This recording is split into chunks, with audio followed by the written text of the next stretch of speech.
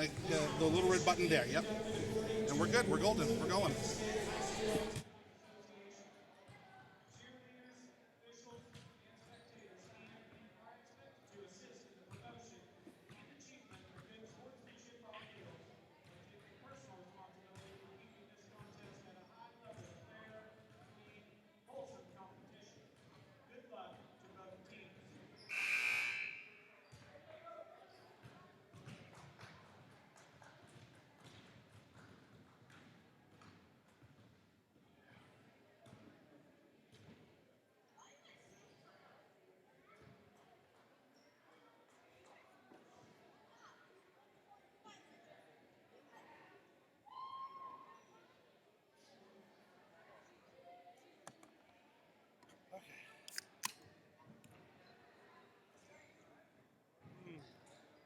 God bless.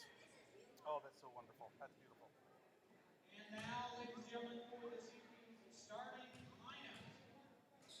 The 5'6" junior, number 1 for the Tescott, Lexi Donovan. The 5'6" senior, number 2 for the Tescott Trojans, John Perry.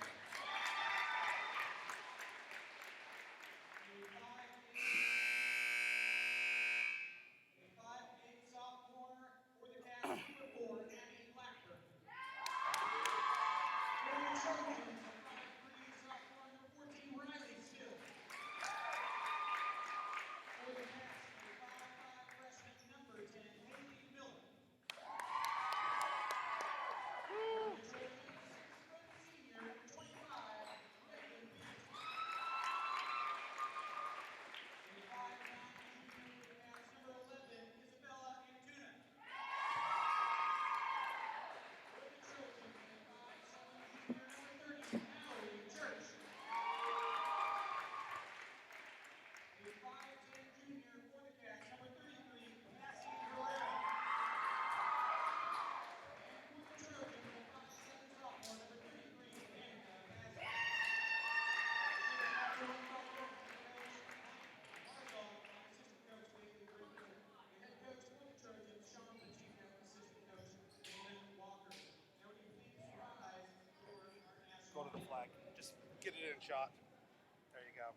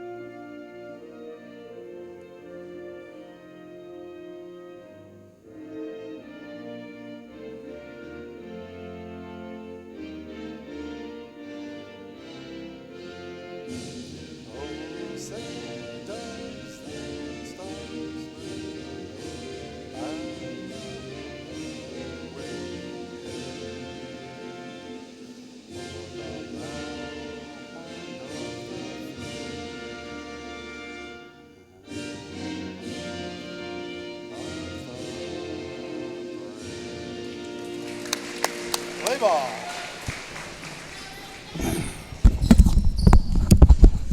Ladies and gentlemen, welcome to Tescott, Kansas, home of the Trojans. Tonight's matchup starts, well, okay, I'm confused if exactly, is this a league game or is this not a league game? So that's one of those things that I've trying to figure out. I think that this one is the not league game, but we're going to find out. We'll see what happens there. So, I believe that the only win or the only game that Tescott has played is against Wilson. They've had a number of, teams drop out, whatever. Cats are 2-2 walking into here, so back-to-back wins for the Cats. We'll see how they translate this in. Tip-off there goes to Jonna Perry, so it's going to be Trojan ball. Inside there. Inside to Raven Peterson pops it back outside to the wing, and there's a nice takeaway there by Cassie Herrera. All right, in right back upside. Cassie using her effort to get inside. Back out to Izzy Antona, pulling it off from the short corner there. Cats up quick.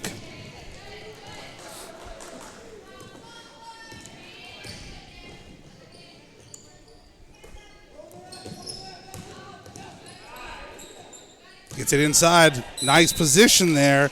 Gets the pass to Raven Peterson, but I'm going to think that Cassie Herrera got a little bit too much on her. Well, no, I think they're going to call that one.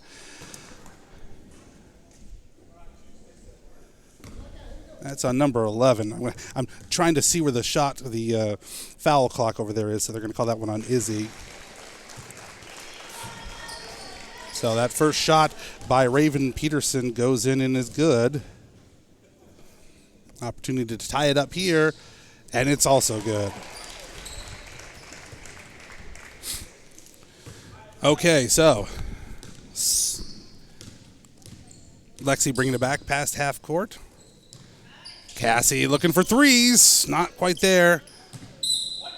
And Izzy got a hand on it, but not able to totally block out Raven Peterson, so gonna go off of her hands and gonna beating. So Coach Marzoff continues to use that full court press. See if they get back there pretty quickly. Mallory Church brings it back, gets it inside to Raven Peterson, and she's got some moves there. Keep it going there. So let's see how Cats react. Oh, takeaway there by Jonna Perry. And she's got the layup. So Haley bringing it back up past midcourt. She's going to drop it off to Izzy. Not exactly the cleanest transfer there, but I don't think either one was necessarily looking for that. And that pass inside to Raven Peterson. And Coach Marzoff is going to take a timeout. All right, Coach Marzoff going to take a full timeout here with 6 minutes left in the first quarter.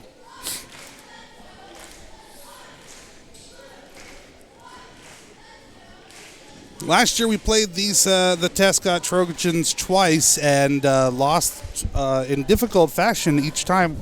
I know that the first game again, last year the Cats only had, I think, 5 players. We were between late entrance by some of our seniors last year and COVID. We had some difficulty there getting all of our players right off the bat.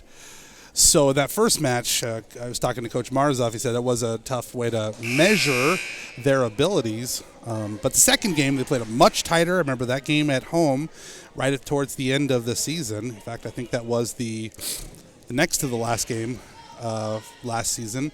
And a lot of big strides made there. So all of these with the exception of the new freshmen were part of the team last year.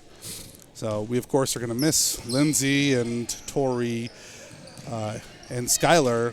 So, but this is a very different team, and yeah. So a 3-on-2, real quick shot there, and right away, Jonna Perry able to get the rebound and make the shot there.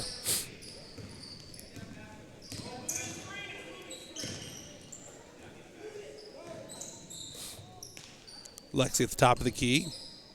Trying to set up that 3-2. Yeah.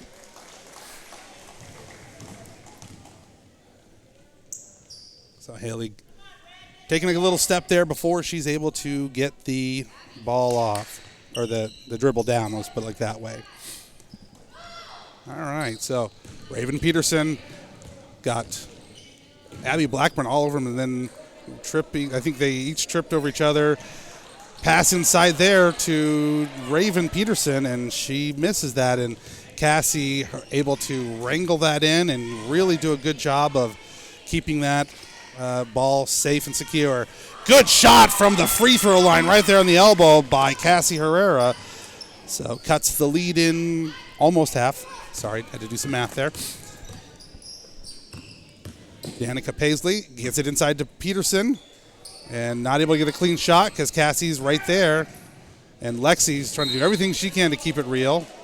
And that goes off of the hands of Riley Still for the Trojans. So, cat ball.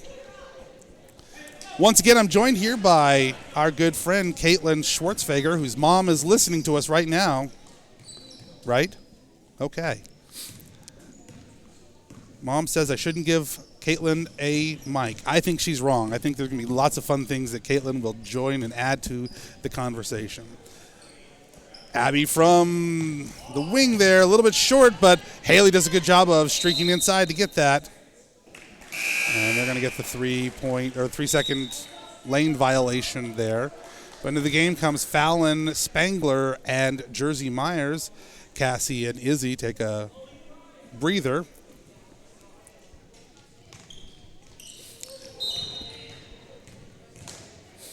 So I think they're going to call that foul on Abby, who was right there with Raven Peterson trying to keep that one away.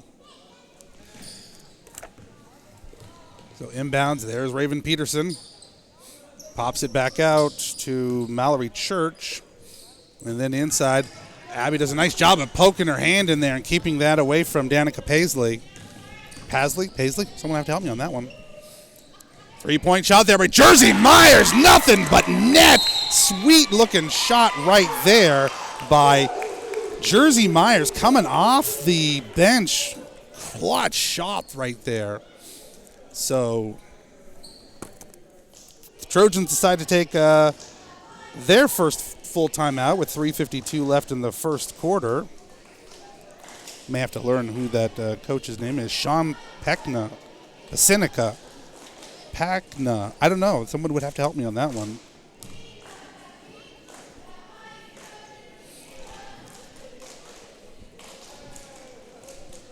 So, Thursday, we are at home hosting the purple team from up north, junior high action. Unfortunately, our star cameraman not able to join in with all the reindeer games on Thursday because of a slight mishap. You know, I think we should play that up like she was trying to get onto like this motorcycle and get away from the ninjas who were attacking. I think that's better than the actual story. What do you think? But we will see the Bulldogs in action at home on the on Thursday, so you should probably come out and take a look and support the team. I know they would appreciate it. So we're back into action here. Big pass there, trying to, do something about that full court press there. Pass inbounded to, just checked in, Ava Adams. 0-0. So, Coach Pekinka, I don't know, Pasenka, that sounds about right.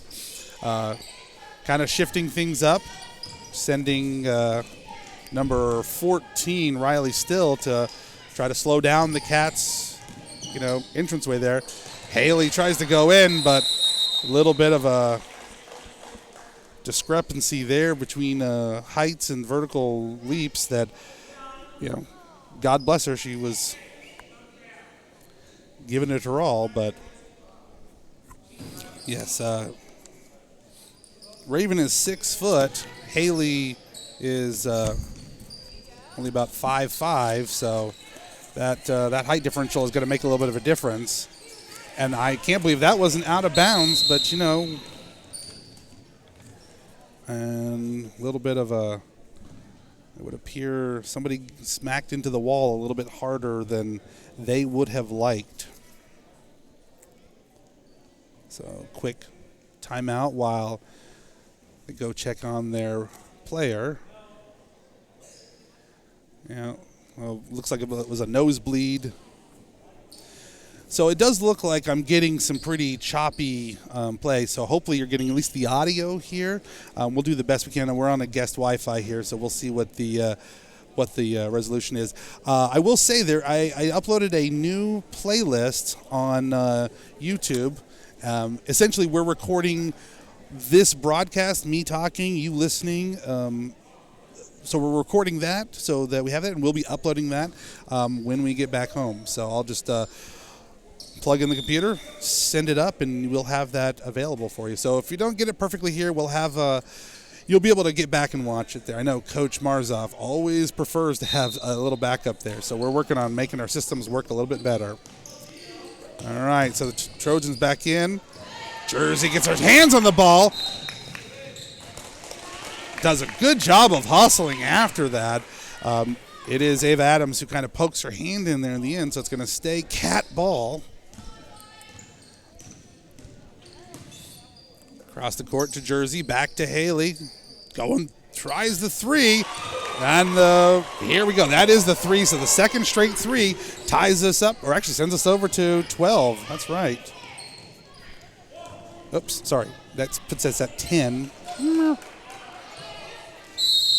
Shot inside there by number 30, Mallory Church. Doesn't hit, but we're going to pick up the foul call there on number 25. That's going to be called on Fallon Spangler. Her third team foul for the Cats. First shot for Mallory Church is up and not there. So 2:36 left in the first quarter. Trojans up 12-10. And that next one not there. A little bit off the glass. Raven Peterson had some position there, but not able to, do much with it, unfortunately. Big shot there. Rebound there by Abby Blackburn. Can't put it back, but able to do the best they can. So Riley still back the other direction and ran right into Abby, who was moving. So I think they're going to call Abby Blackburn with her second foul there, fourth team foul. So going to the line, shooting two is Riley Still. She has not been to the charity stripe tonight so far, so let's see how she does. Shot one. Ooh. That's always rough. The physics seem to work there. So into the game comes Izzy Antona, and Abby Blackburn will take a breather. Second shot for Still is up. And also not there. And nice. Good matchup, height matchup there. 6-foot Raven Peterson versus 5'10". 5'9", Izzy. Sorry. Whoa, how was that not a foul? There we go. That's the call. Yeah, I will admit I'm sitting here in the stands, and I'm just like every other fan. I'm going to question the Zebras.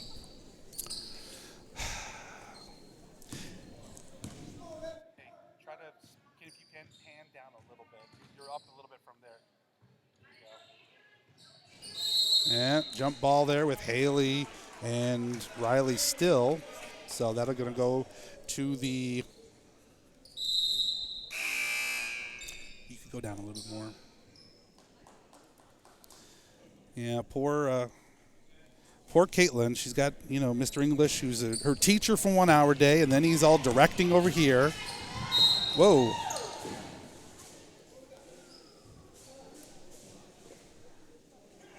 Okay, so they're going to call Fallon on her second foul there. So with just under 2 minutes left in the first quarter, Cats already have 5 team fouls. Although, and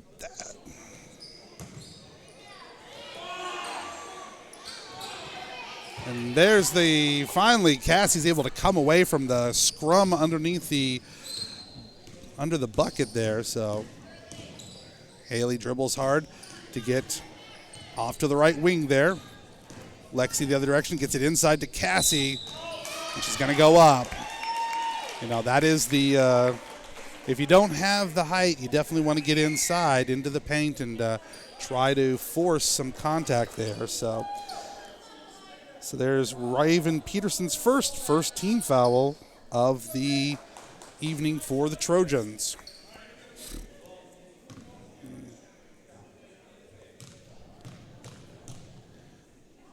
Cassie shot a little bit off to the left there, so we will retool, relook, and set it up for shot number 2.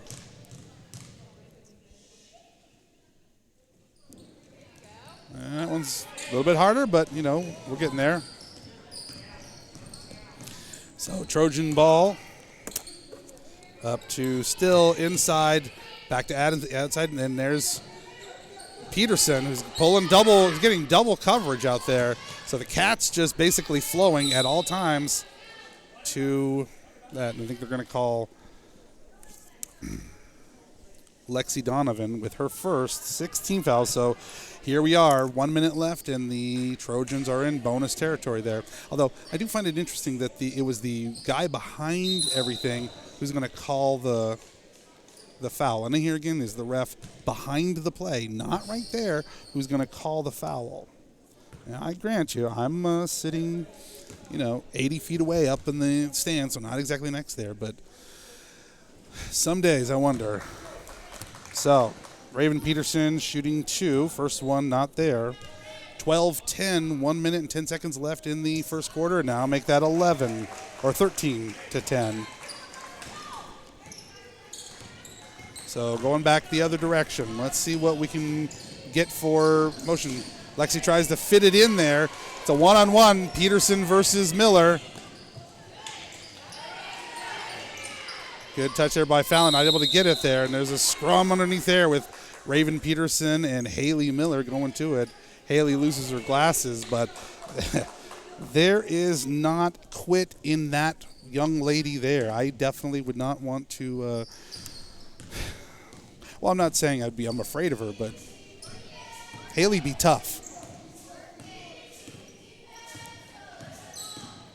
Lexi looking to set up the offense there.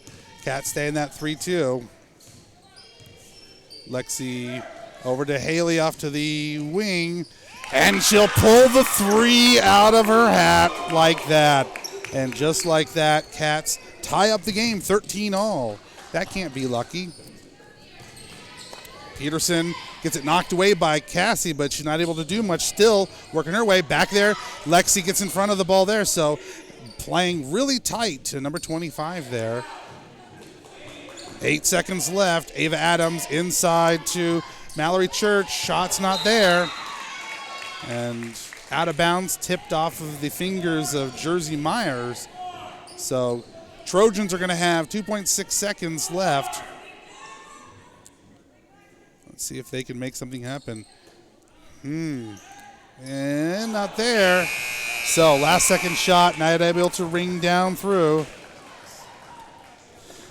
So after 1 quarter of action here in Tescott, with the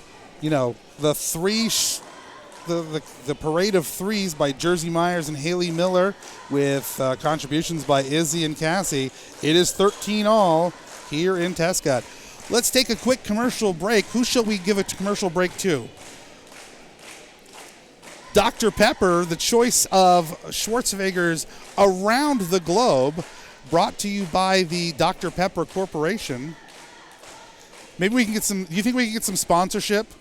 I mean, if Dr. Pepper wants to throw us some cash money, what do you think?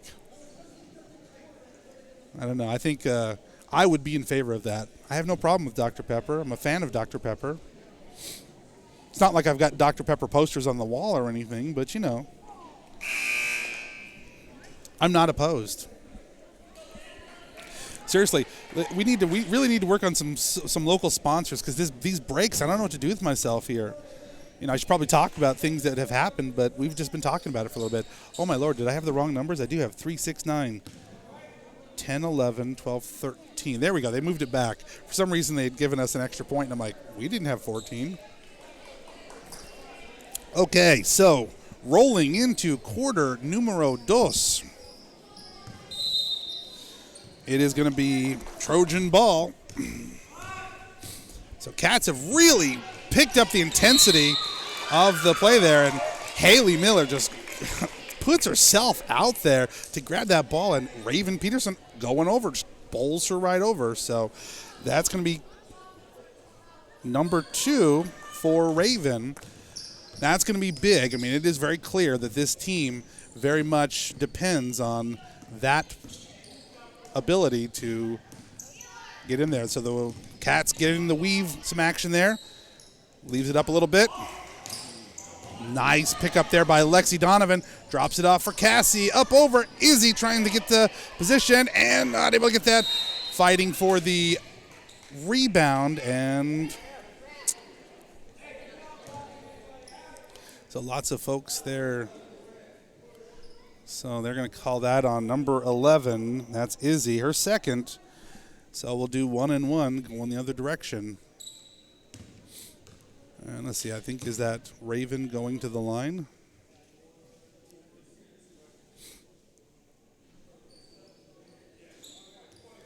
So into the game comes Jersey, and Izzy will step out. So going to the line is Mallory Church, shooting 1 and 1. She went to the stripe once for 2 shots and wasn't able to get those first 2. Let's see how she does on the 1 and 1. And it's not there, but good reach there by Jonna Perry to get that back. Perry inside, back out to Still. Tries to get it to Church. Couple shots there, and there's Jonna Perry, 6 points. So it's 15-13. Coach going to take a timeout, 30-second timeout there by Coach Marzoff with 7:14 left in the second quarter. So time to make just a little bit of adjustment. We've really seen the Cats really flow to the offensive strategies or the points that the Trojans have made there. Raven Peterson has struggled to get back into the paint. She's had a couple of opportunities, and I think she's been rattled. You can kind of tell that she's gotten frustrated a little bit here there. But, Jonna Perry has been able to get herself available and move into those open positions, and there have been some opportunities there for Mallory Church. So it's not all one-sided or anything like that, but the Cats definitely able to isolate some pieces there, and Coach Marzoff continues to try to make those adjustments. Trying to get some more consistency on the other end of the court, make sure that we're getting open, making good passes, getting into position.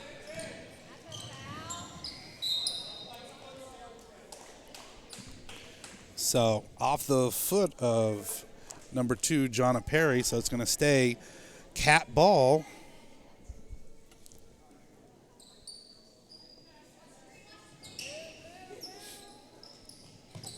Back to Haley for threes.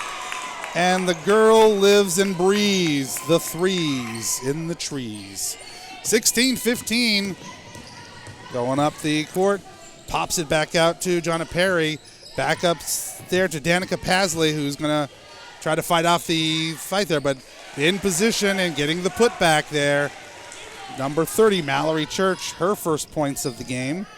So tight game, 6.5 left in the second quarter. Lexi back to Haley, gets inside, dribbles around the defense, but puts it up just a little bit high. So turnover to the Trojans.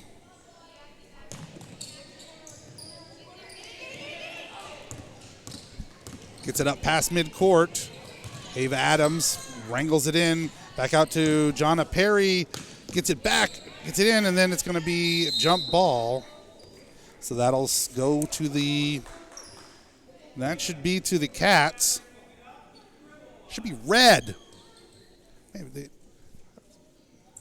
Oh, that's right. I'm sorry. They inbounded the other way, so that's my bad. I'm freaking out. I keep forgetting who's away. That's us. So inside to Church. Perry's not even in there. And so turnover back to the Cats.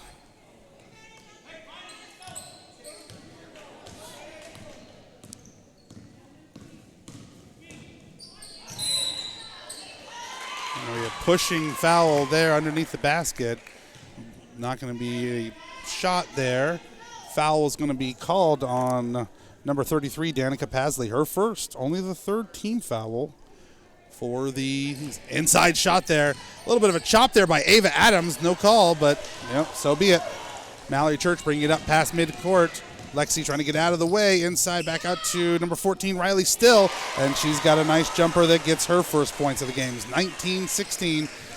5:31 left in the second quarter, also known as the first half. Takeaway there by Mallory Church. Inside there to Still, or Perry. Pops it back out to Riley Still. Jonna Perry. And inside move there, gets a good position there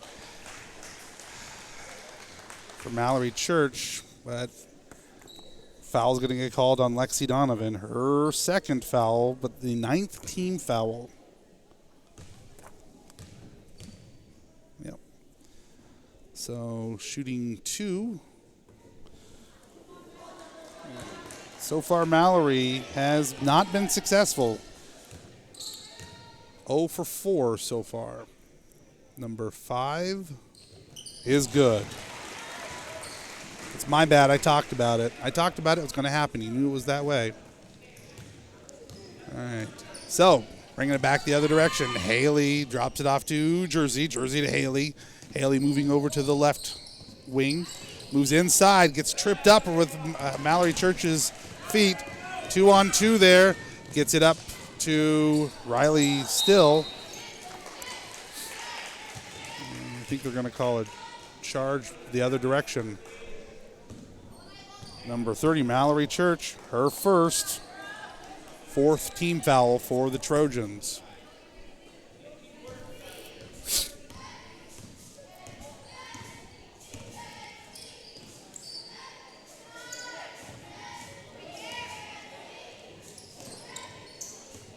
A little bit of a dangerous pass there to Jersey, but she's able to wrangle that in. Cassie from deep, not quite there. It's going to go off of the hands, the fingertips of the Trojans. So it's going to stay Cat ball.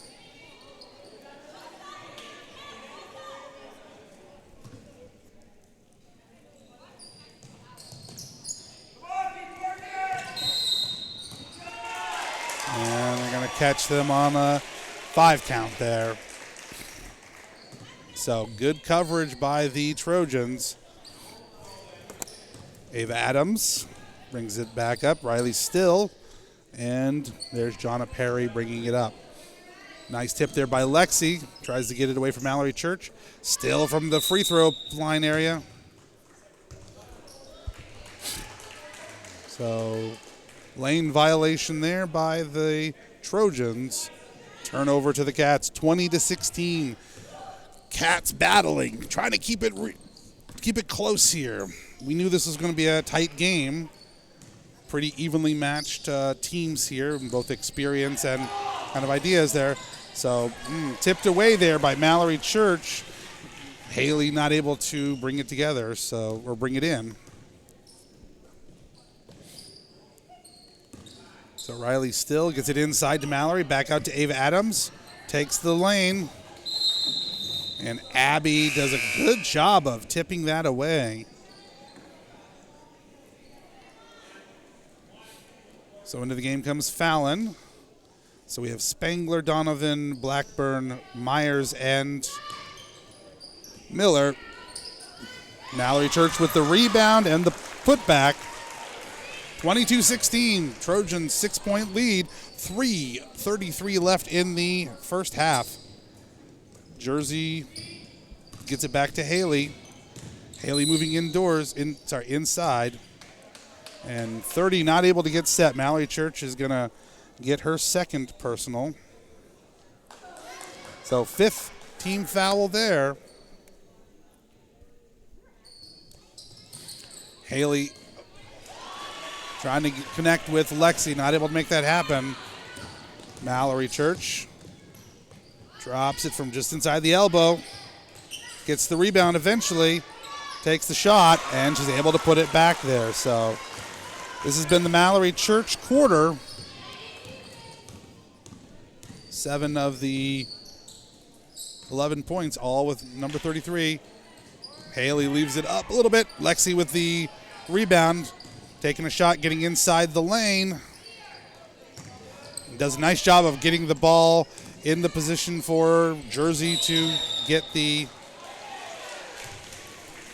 wrangle that in. Haley makes a nice move, but unfortunately, just a hair's breadth between putting the ball down and making the move.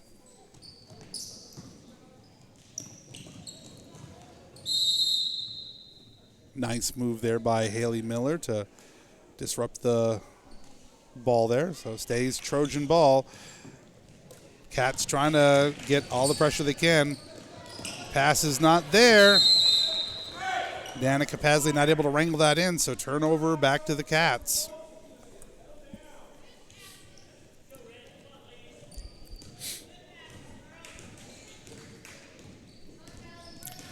So Haley drops it off to Lexi. Lexi looking for something. She decides to pull it up and shoot the 3 all by herself. Good Lord Almighty. So 24-19. Cats still not there. And that ball again gets away from Danica Pasley. So Trojans looking a little bit frazzled right here. Not able to pull in the good passes there. So nice. Haley makes a good move right into the paint and is going to pick up an opportunity to make this a 3-point score. That call is going to be on number 14, Riley Still. That's her first one. So here we have, we're both into bonus territory here, although it'll be 2s for the Trojans if they go back to the line. And so, oops. Nice takeaway there by Abby Blackburn, who gets that ball pushed up into her face, takes the shot and able to wrangle that in, and there's Mallory Church able to pull up. Coach tells her to slow down, let the play develop here. $1:33 left in the first half.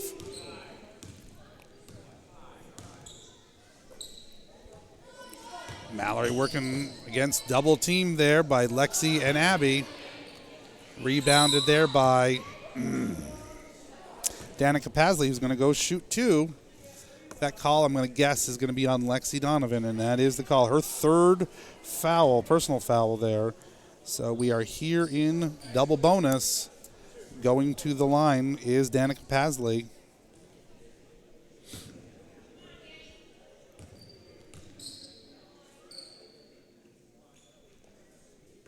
And that one is good. Look really high off the backboard. I thought that didn't have a chance, but it was a good shot. 25-22 with just a minute 18 left in the first half. Trojans looking to try to pad that lead before they go in at halftime. That one's not there. Takeaway there. Not able to get that in. And so Mallory Church and Fallon Spangler go to town, and that's going to be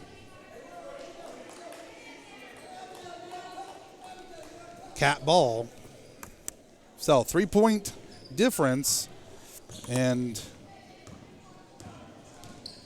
ostensibly 18 of the Cats' 22 points have come from 3-point plays.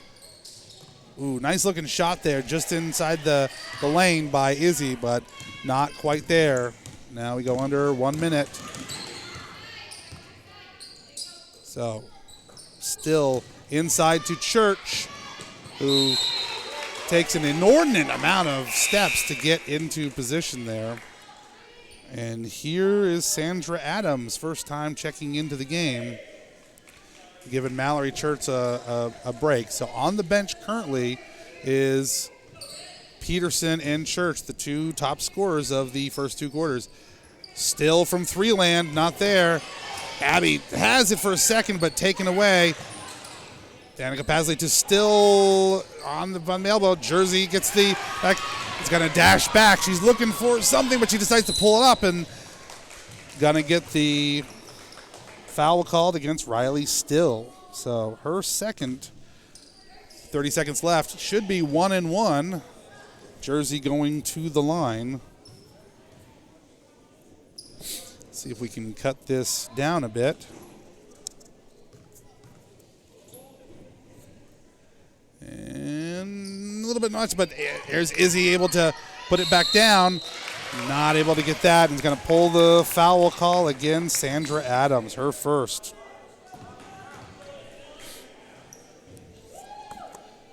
So foul number 8 for the Trojans. Izzy Antona shooting 2. Does a good job of just telegraphing that one up and in. And it looks like Cassie is going to wait on the shooter to come in. And shot 2 is good. So Cassie comes in. 1 point game is the difference here. We went to the second quarter with just a tie game. Now we're just at a 1 point thing. I'm not going to try to jinx it here, but Trojans trying to see if they can't pull ahead here at the last second. It looks like they're going to be content to try to make one last shot. Adams looking inside for Paisley, not there. Pulls it back out to Jonna Perry. Gets it inside, but Cassie does a great job of putting herself in between things there. With 3 seconds left, Haley puts it up, and it's not there. So, like I said, first quarter, 13-13. Second quarter, 25-24. Let's just make this a heart-stopping and cardiac-approaching kind of game here. All right. 2, 4, 6, 8, 10, 12. That is... No, that's not right.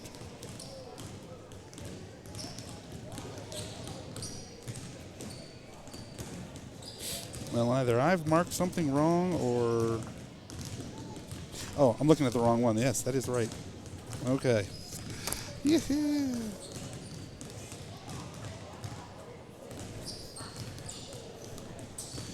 Okay.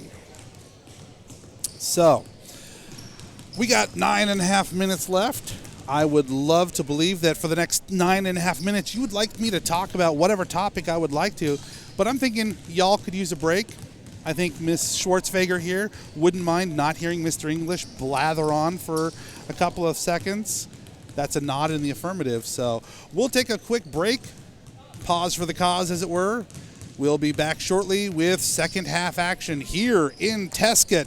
You're listening to KATS, home of the Cats. So, are you telling me you're just amazed that it's just full of this much crap?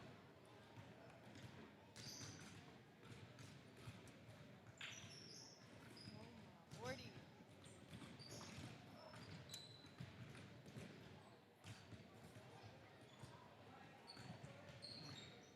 Okay. So, did you want anything food-wise or anything, or are you just waiting for Casey's at the end? We're going to Casey's. Did you not want to go to Casey's? I don't care. I mean, I'm sure Mrs.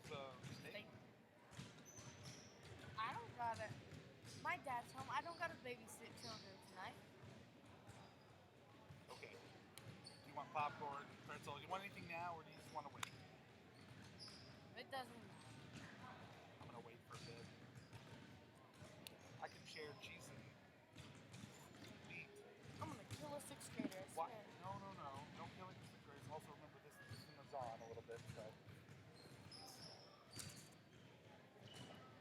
Which one?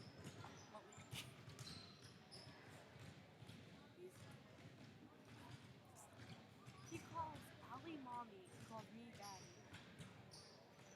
It scares me.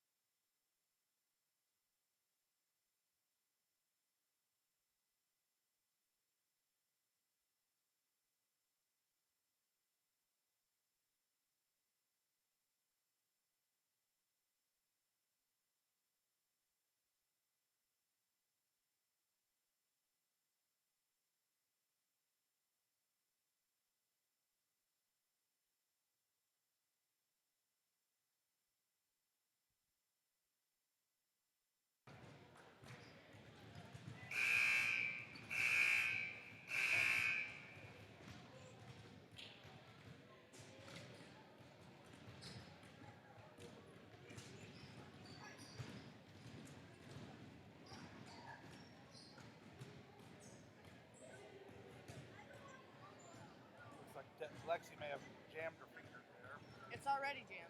Okay, well, she rejammed her fingers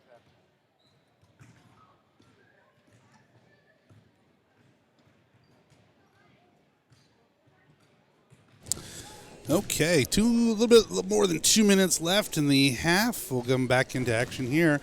So recapping our first half, we ended the first quarter 13-13. We're at the halftime at 25-24, so a real close game here and pretty evenly matched. For the Cats, Lexi Donovan with the tray, Jersey Myers with the tray, Haley Miller with a triple threat of threes and a free throw, matching the quick layup that she did, giving her a leading score of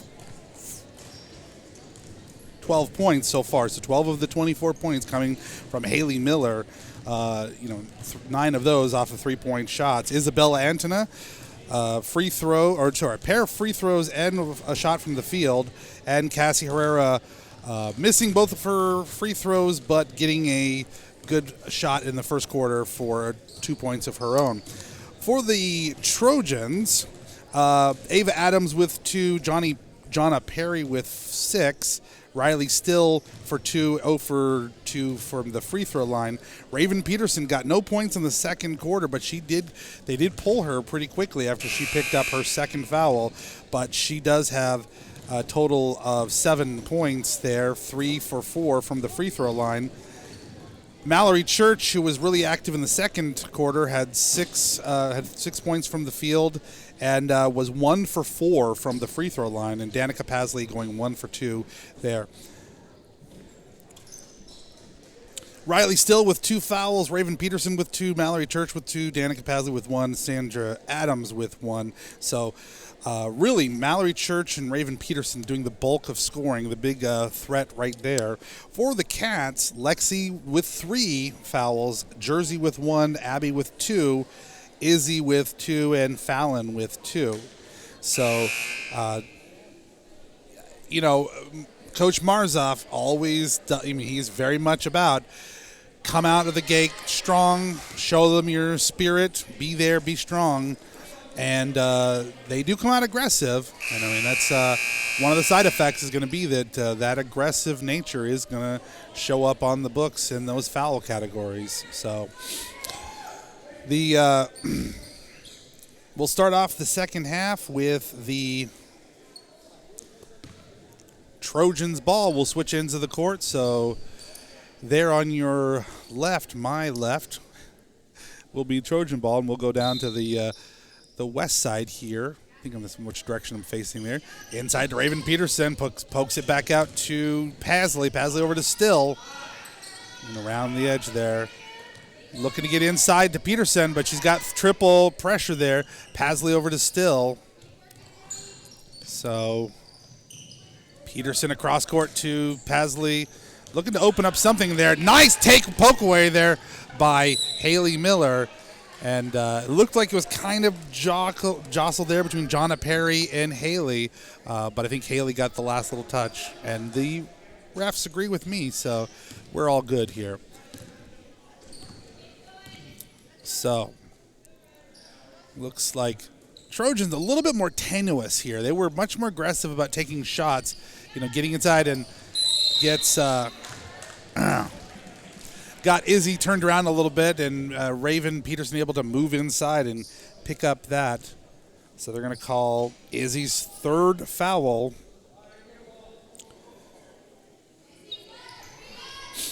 So inbound pass there to Raven Peterson. And that's on Lexi, her fourth. So we are very quickly running through fouls and opportunities there. They're only putting 3 up there, but I have 4. There's the 4th one there. Raven Peterson going to the line to shoot 2. She's been pretty good so far. And I jinxed her on that one. So if you're a Trojan fan listening, my apologies. I do pass out the jinxes here and there. Second shot for Raven Peterson is up and good. So 26-24, just under into the third quarter, in the second half. So first real opportunity for the Cats to have the ball. Nice pass inside to Cassie, who gets a little bit too much on the ball there, so not able to hit that shot, but it was a good-looking probe right there inside the paint. Jonna Perry working her way around Haley. Pops it back out to Still. Moving around, using the 4-1, just trying to get it right inside there to Raven Peterson. Test the wills there, too far on that one. Rebounded eventually there by Jonna Perry, who gets the 2. Bringing it back down the other end of the court. Top of the key, over to the right wing is to Abby. Back to Haley. Drops it off, and round the edge that they go. We're going to call that one, I think, on number 2. Sorry, that's Jonna Perry. Her very first one there. So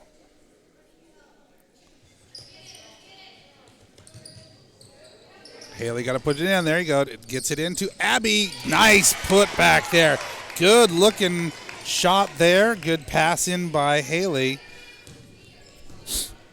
And Cats strike right back. 28-26. Trojans on top. Cats not giving any kind of credence to the outside game for the Trojans. And, you know, Izzy is just basically there as an absolute warrior to take away anything inside that's trying to come in. I mean, the entire Cat team is just sitting outside there, not going to try to get drawn in. I think Coach Marzoff is recognizing that, you know, it's not that it's a one-man, you know, show, but do get it inside there. But Izzy pokes it away. Mallory Church makes the move and gets inside of Izzy Antonis. So, you know, I think Izzy is doing everything that she can to keep it, and she's playing super tight to Raven Peterson, but there's only so much she can do. Not there. Cassie gets it, puts it back. And I think they're going to call that one on Cassie because it's going to go back the other direction. That is the call. That is Cassie's first foul of the game, so that is the second foul of the team foul. So Perry over to Stills, back to Perry. Gets it inside to Pasley, but gets it away, but there's Mallory Church to put it back in. So Trojans making some adjustments, getting inside the Cat defense. Again, only so much that the Cats can do from inside. Big shot there by the Cat, or by Haley Miller. Raven Peterson able to box out Cassie, so it's going to go back to the Trojans. Mallory Church cross to Pasley. Pasley over to Still. Inside to Raven, making 2 shots, or making good moves there. And Abby Blackburn gets it hacked there, not able to come away with it. And so she just fights off Danica Pasley and gets the turnover. So jump ball. It's going to be Cats ball. Just halfway through the third quarter, 32-26. Trojans on top. Cassie takes 2 steps, gets inside, able to continue to work against, and not able to make the shot, but able to get eventually to Haley Miller. Haley moving up the baseline, trying to get the shot up, and it's in, and it's good. Haley just absolutely using her determination to project her way into the interior of the Trojans and puts it up. So back the other end of the court.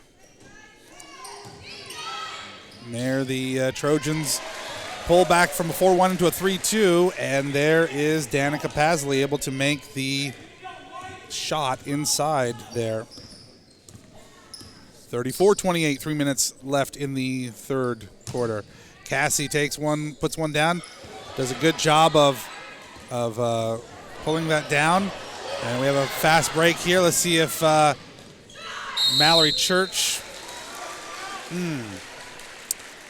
think that they're going to catch Jersey with that one.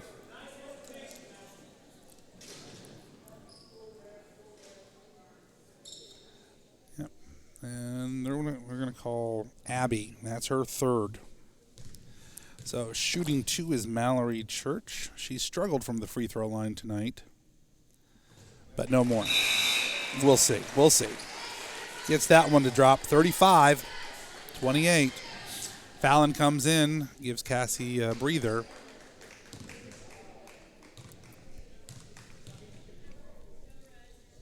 Second shot is away, and it's good.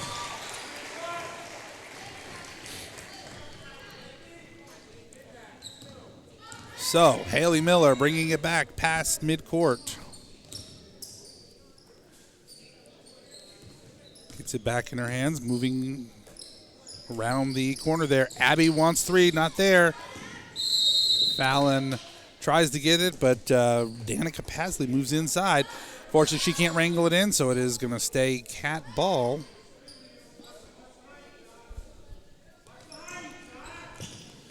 Haley looking for something to open up, gets it across to Abby.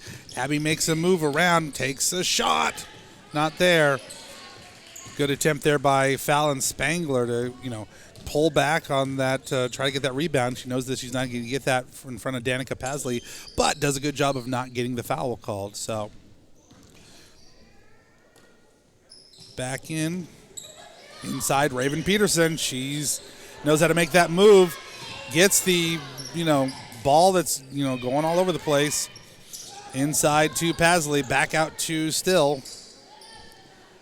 Inside to Peterson, back out to Still, around to Church, inside to Pasley. She's going to get the shot and an opportunity to make the end one. And they're going to call that on, I think that's Fallon. Yep, that's on Fallon. That's her third. Fourth team foul.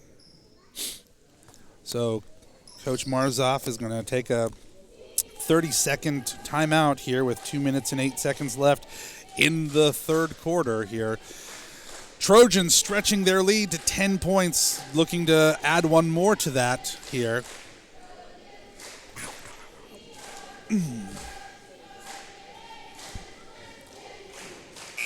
So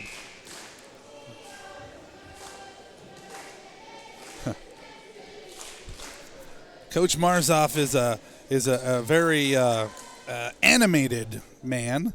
So you can see him over there, trying to rally the troops and, seeing if he can't get those Lady Cats to make good decisions, get underneath, try to get more rebounds, more takeaways, and the rest. So at the line, shooting 1 is Danica Pasley, looking to make this a 3-point play for her. Shot is up, and it's going to be a lane violation there. I'm going to say that was on, I think that was early on Mallory Church. I saw her take off there a little bit early. So no bueno for the Trojans. So Haley will bring it back. Gets it over to Jersey. Off the side of the wing there is Fallon, back to Abby. Jersey fighting off a chop block there by Raven Peterson. Haley trying for 3. She has not been successful in the third quarter. She's been her bread and butter through most of the game, but not able to make it happen here. So, Cats pull back from their press, and Trojans retreat back into there. Looks like there's moving around the corner, looking to try to get either inside. Mallory Church tries to get inside the baseline there. Not able to find a shot that she likes. So Raven Peterson inside to Danica Pasley. And Peterson takes a little bit of a shuffle before she goes. She takes off there. So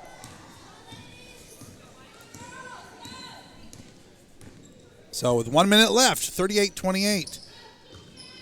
Cats looking to make some momentum there and moving stealthily. Haley going to pick up the foul. I think they're going to call that one. Yep. Well, no, they're changing that to 14. I guess they put that on Riley Still. That's her third. So Haley Miller shooting 2. She's been pretty deadly from the free throw line. And there I did. I jinxed it. There it was. I'm the Jinxmeister. Ladies and gentlemen, I am a Red Sox fan, so I know what I talk of here. I know how to jinx a team. My apologies. See? That's all me. Haley, if you're listening to this later, that was my bad right there. I should stop talking positively or something. I don't know. So 45 seconds left. Trojans looking to have one good shot. They'll have the inbound there. Oh, I think Raven saw somebody moving one direction, and unfortunately, I think Jonna Perry was going a different direction. So, okay. So, a little bit of miscommunication there. Mallory Church stays in, and Jonna Perry steps out. Haley to Abby, inside to Cassie, moving against Peterson, not there. Fallon putting it back up, not there also. And that's going to go off of Raven Peterson.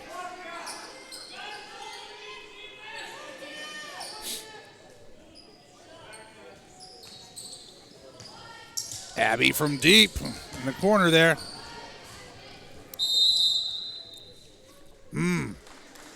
Coach Marzoff said it was the cat ball, but unfortunately the guy with the yellow or the white and black shirt says, no, sir. It's not that I disagree with Coach Marzoff. I'm just saying he doesn't have the whistle. Not today, at least. So down under 10 seconds, inside to Peterson. Fighting off the block by Fallon. Gets it in the hands of Danica Pasley with 0.6 seconds left. Gets the one shot that does not make anybody happy. Yes, that would be yeah, that doesn't help any. Oh. Ref's not going to get the points there on that one. Although, I guess if we were to give refs points too, it would be like 38 to 28 to 2. So that is going to be. Okay, so that's a jump ball. I got you there. Okay, so that's going to go to the inside. Peterson, nice inbounds, but doesn't able to make it happen. So at the end of 3, it is the Trojans 38-28. So other 2 quarters, it was tight. Trojans came away there with a 13-4 run. It's not insurmountable. That is for certain. But that is a little bit tougher road to hoe, as they say in the old people's things.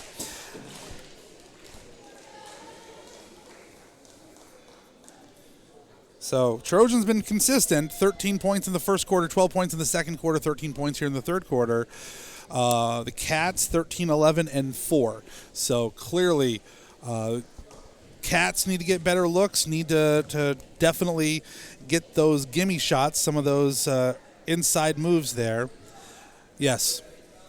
I always feel like whenever I hear analysis like this, it's like, you're not doing it down there. It's a lot easier to say that up in the bleachers than it is down on the floor. Caitlin Schwartzweger is nodding her head in the affirmative, saying, yeah, it's much tougher when you're down there trying to get it done, right?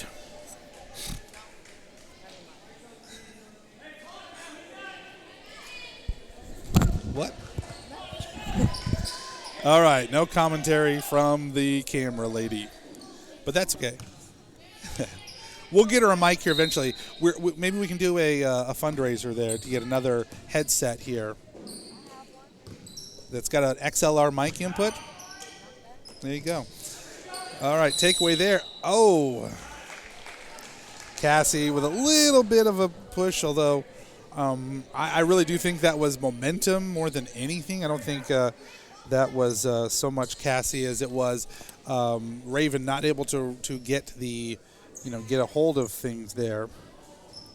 So 3 team fouls for the. They have 6. Oh, that's right. Yeah, I'm putting that on the wrong side. Nice pull-up shot there by Perry. I'm backwards here. There we go.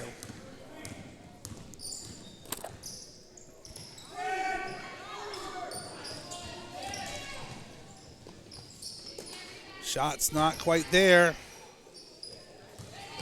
Rebound there. Takeaway finally by Abby. Gets it to Cassie. Not able to make anything happen, and not able to make anything happen there.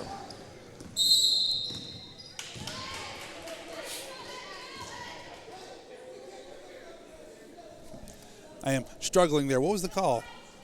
I don't know. I think it was thought it was either a double dribble or travel or something. So, fortunately, I'm trying to wrangle my book and the ongoing things here. So I'll try to pay better attention down here on the court. Inside to Cassie.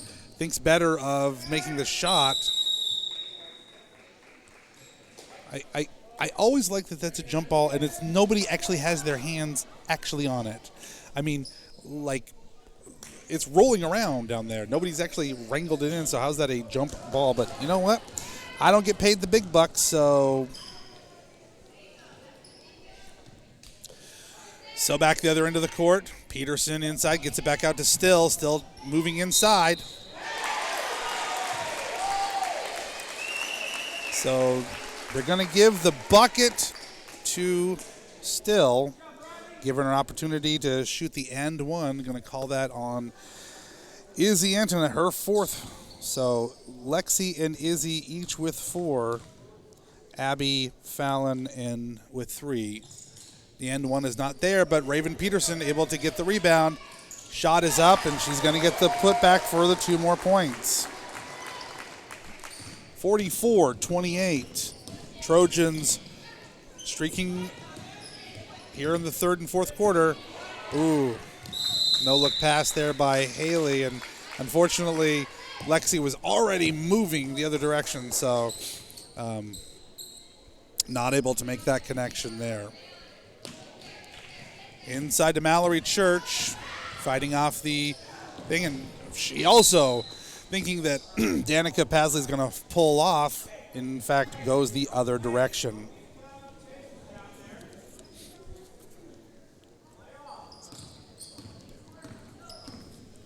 So cat ball, pair of turnovers here. Lexi gives it up to Haley. Haley inside to Cassie.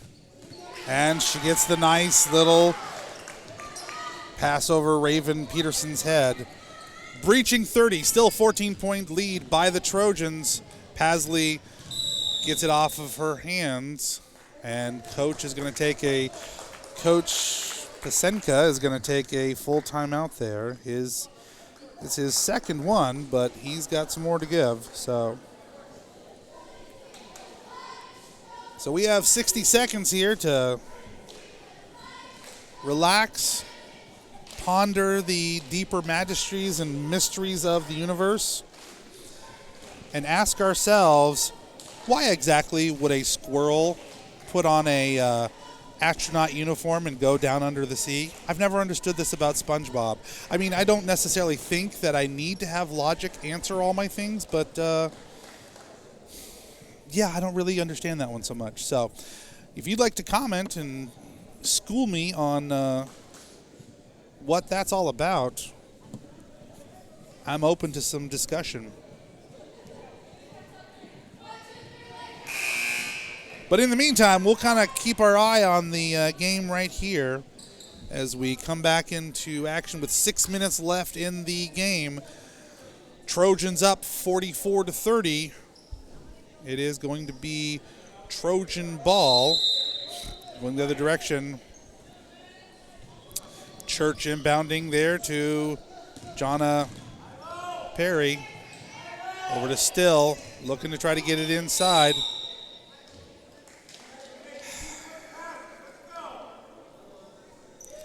That one's going to be on Abby Blackburn, her fourth. So that we have 3 players with 4 fouls apiece. That's the foul number 7. So going to the line to shoot uno e uno. And that one, Uno is not there, but getting the rebound is Mallory Church, who's going to take 3 extra steps, and I swear to God, that not all of those would count.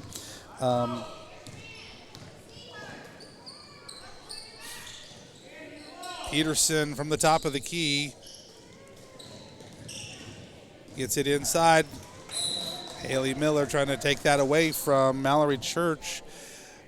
Keeps it away from her, but unfortunately goes back out of bounds. So, Perry gets the inbound pass. Trojans setting up the 3-2 inside. Pulls that up. Lexi Donovan pulling it down. She's going to zip down the court. Whoa! Put a little bit of mustard on that one.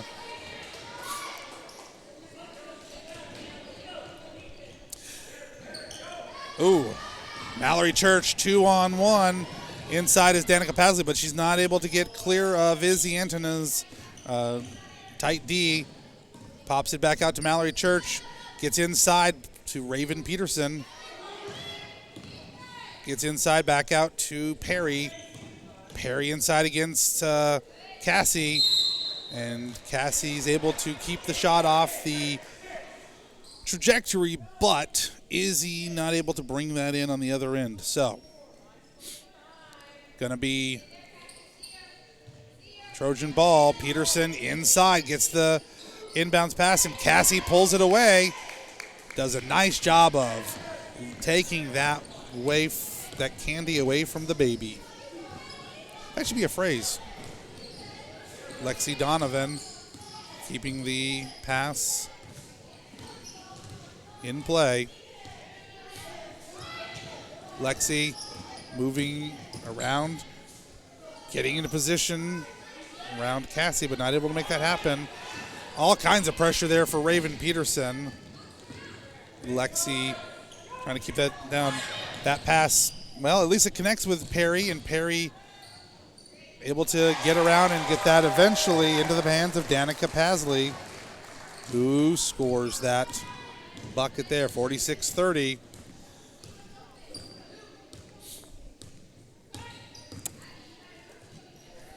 Lexi off of the fingertips of Cassie. Oh, Lord almighty. Oh, ouch. Lexi went down hard on that one.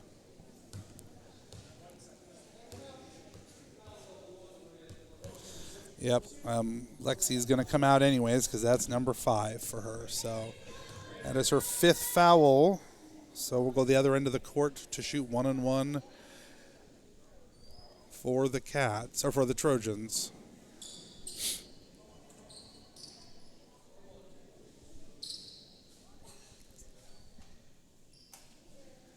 So shooting 1-on-1 is Raven Peterson.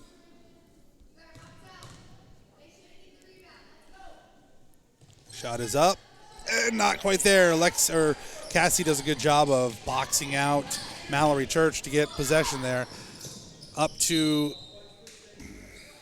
nice good pass there to Abby Blackburn, who's able to make the move and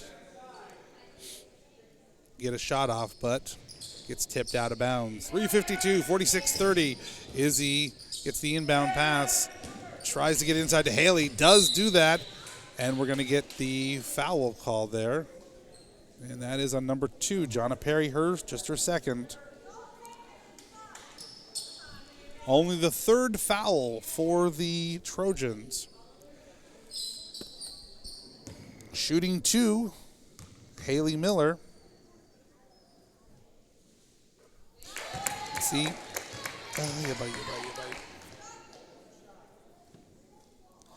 First free throw is good. And number 2 is good. See, I didn't say anything positive about her before she shot. That must mean that I am the bad luck man. Sorry, Haley. Nice pass there over to Raven, but Cassie does a good job of keeping busy. Nice takeaway there by Abby Blackburn. She's got an opportunity here. She's looking for the layup and not able to bring it in, but Haley does a good job of getting the ball back. She wants to shoot three. Not there. Haley Miller, really successful in the first half with the threes. 0 for 3, I think, for free throws here. Goes right, Mallory Church goes right past her there. Gets the rebound. Whoa! Izzy gets a shot. Wow, practically crossed the face there. They're going to call that one on. I called that one on Danica Pasley, though I really thought she was not next to the ball. I thought that was Raven Peterson, but again, I'm not down there on the court, so I'm not allowed to make the calls. Haley Miller does a good job of moving all the way around Jonna Perry. And so jump ball here. Cassie all over getting that rebound there. Inbound pass to Abby. Trying to use her position to get a shot, but she gets it back. And there it is. Breaking the second half drought is Haley Miller getting three. 35-46, 11-point lead with just under 2.5 minutes. Who are they calling that one on?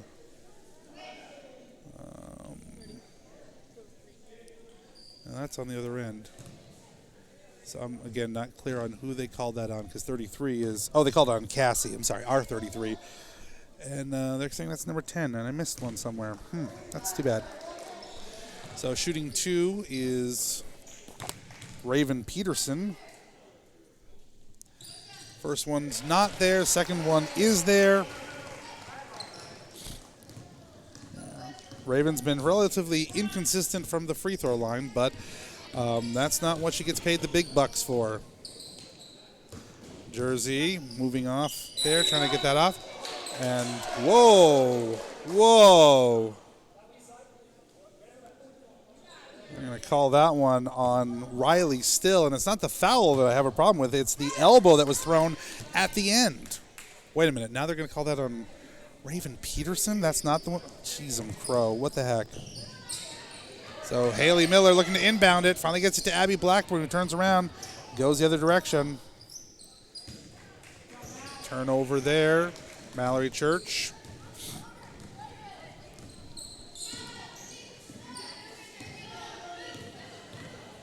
Church, nice move there. Too hard off the backboard. Abby pulls it up, and she's in traffic, and it gets taken away from her by Riley Still. Still moving back up the other direction. And Coach Pesenka, jeez, I'm going to get that, takes a 30-second timeout with $1:55 left in the fourth quarter.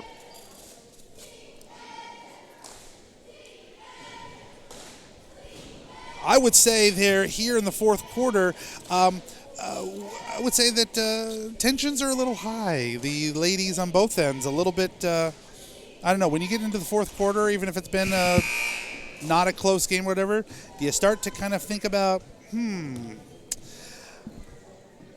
should I be a little bit more aggressive? Or even if you're ahead, do you feel like, I don't know. Do your emotions run wild with you in the fourth quarter? Yes. Nod there from Caitlin, who says, I have a strong Viking Irish background that makes its emergence there when the same girl keeps pushing me a little bit too much. But, of course, we know Ms. Schwartzfeger is a consummate professional. So, ooh, nice move there. Peterson looking for it to get set up. Jersey gets a hands on it, and inside is Jonna Perry. Makes the move around the Cats. Final 90 seconds left in this game between the Tescott Trojans. The first tonight, and then there'll be the last game will be against the Trojans. at the end of the season. So that is going to go on Isabella Anton. Oh, no. Who's it on? What are they calling on? No, it is on Izzy. That is number 5 for her.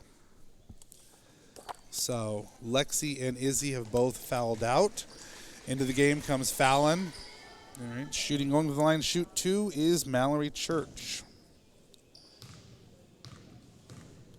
She's 3 for 7 tonight so far from the free throw line. Make that 4 for 8.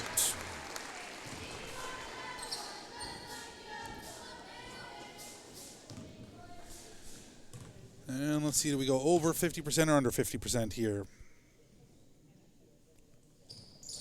Under. Abby Blackburn with the rebound. Jersey over to Haley, inside to Cassie.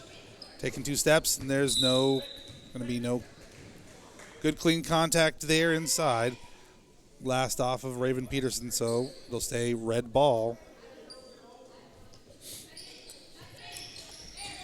Inside to Abby, who's streaks up, is going to get the points and an opportunity to add to that.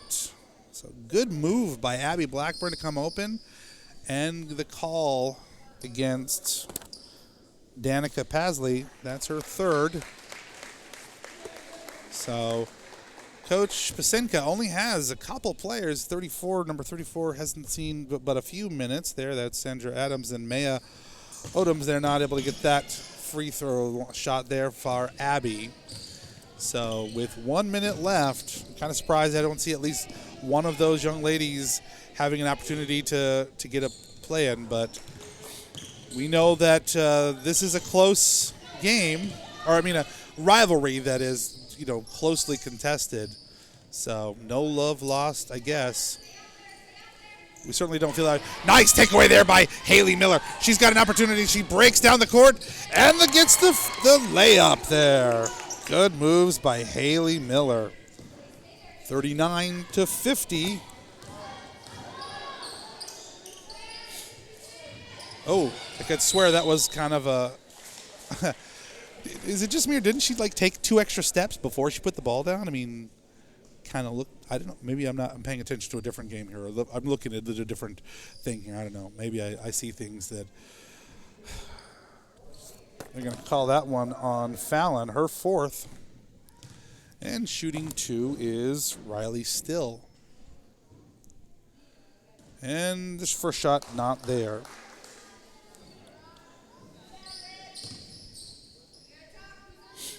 23 seconds left. Second shot for Still is up, and it's good. That is the first free throw to drop for young Miss Still. So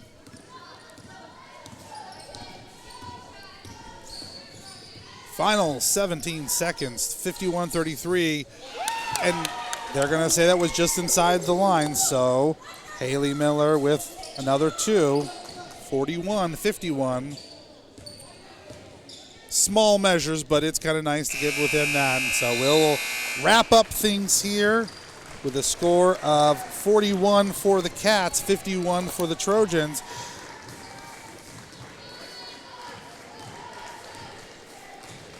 And just as it was 13 for the Trojans, 13 in the first quarter, 12 in the second quarter, 13 for the third, and 13 for the fourth quarter. So consistent across the way there. For the Cats, the good-looking last gasp there.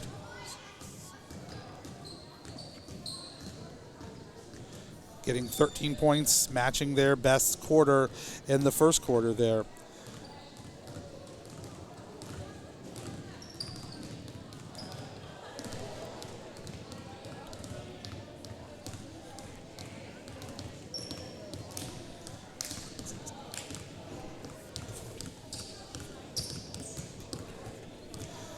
Top scorer on the night, Haley Miller, with 4 3-point shots, 4 from the field, and 3 for 5 from the free throw line for a grand total of 22 points.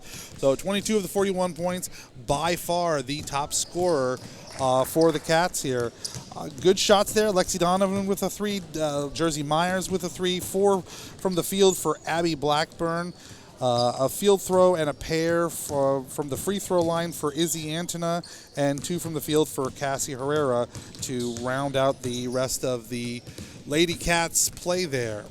So we'll take 15 minutes to relax, recover, maybe take a look at a pretzel. No, their pretzels are nasty. Their pretzels are not good. Some sound criticism here from our lady consumer or concession stand consumer. I love I think we should do concession stand reviews at each of the venues. Fairfield, heck of a concession stand. I mean, good prices, walking tacos. They had ice cream, they had pizza, great place. Here, you got to walk halfway across the building, and it's kind of dark when you get over there. It's kind of Oh, for the girls in junior high, you have to go all the way down the hallway, all the way down the hallway, all the way down there. for the concession stand. No, for the girls' locker room. For the girls' locker room, they don't let you use these. No, we have to go all the way down there. That's kind of crazy and craziness. So, And I had to walk all the way down there just to get ibuprofen. just to get, oh wow. So, our friend Caitlin Schwartzfigger, not a big fan of the Trojan facilities here, prefers her home field, so she's going to be excited to be back home. What do you think of? We're going to have good concessions on Thursday. What's your favorite get from the concession stand there at home? Sour Skittles.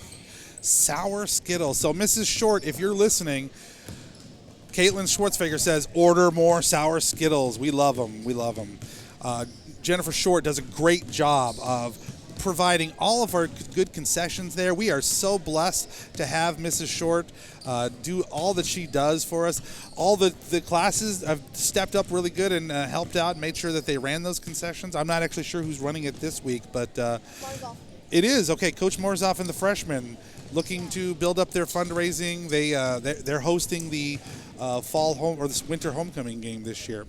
Let me step away here. I'm going to go check out what the starting lineups are for the Trojans and for your gentlemen Cats. We'll be back here in action in Tescott in 15 minutes or less or more, whatever. Time, it's flexible. Yes, I'm full of crap. I'm okay with that. You should be okay with that too. Hey, I like this coach's name. It's Rob Glenn. I can remember. I know how to pronounce that. Oh yeah.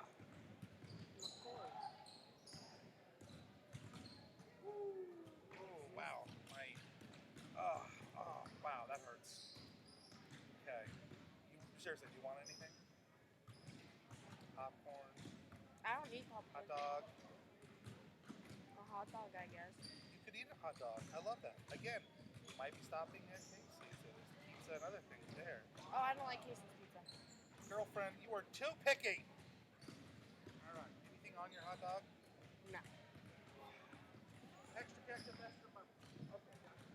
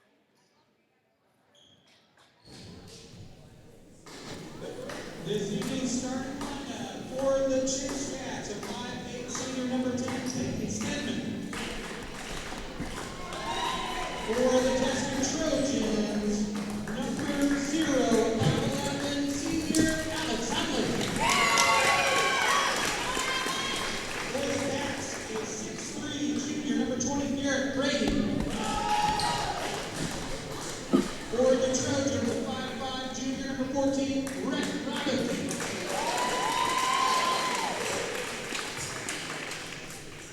For the Cats, a 5'10" senior, number 24, Ismael Martinez. For the Trojans, a 5'9" sophomore, number 20, Carter Peterson. For the Cats, a 5'10" junior, number 32, Jaden Friesen. For the Trojans, a 5'10" sophomore, number 21, Justin Pasley. And for the Cats, a 6'2" junior, number 34, Christian Cavender. And for the Tescott Trojans, a 6' sophomore, number 44, Dawson Baker. The Tescott Trojans are led by their head coach, Ralph Black, and assistant coach, Jack Finn.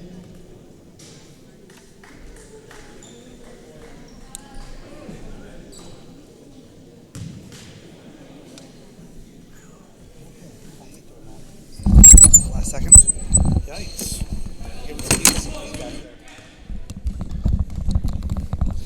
Okay. Concession stand visited. Getting the starting lineups from the other side. Both our team and their team switched up numbers tonight. So, yeah, that was fun to dash and try to prepare. So whoever doesn't have one of the boys' uniforms, bring it back. Okay. So tip-off here. Starters for the Cats, Peyton, Garrett, Ismail, Jaden, and Christian. And the tip-off goes to Peyton. So we'll see their first offensive setup there. Ismail moves it around the edge, drops it off to Christian. Looks to Jaden, who again, moving it around the corner there. Ismail inside to the elbow. Off the butt, but Friesner with the high bounce off the backboard, and he's going to get the first blood for the Cats.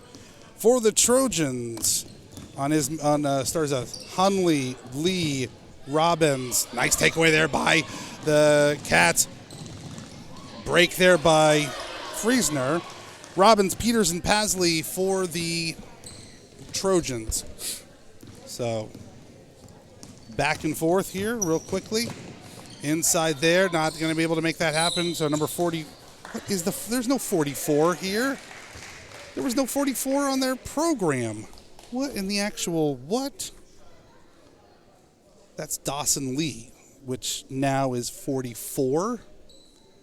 In the book, it was 4.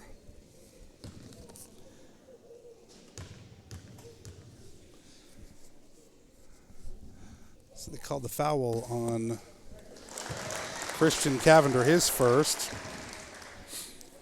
And the first shot by Lee, I assume, is good. And that second shot not there. Trying to get the... Not a... So eventually we'll go back to the Trojans.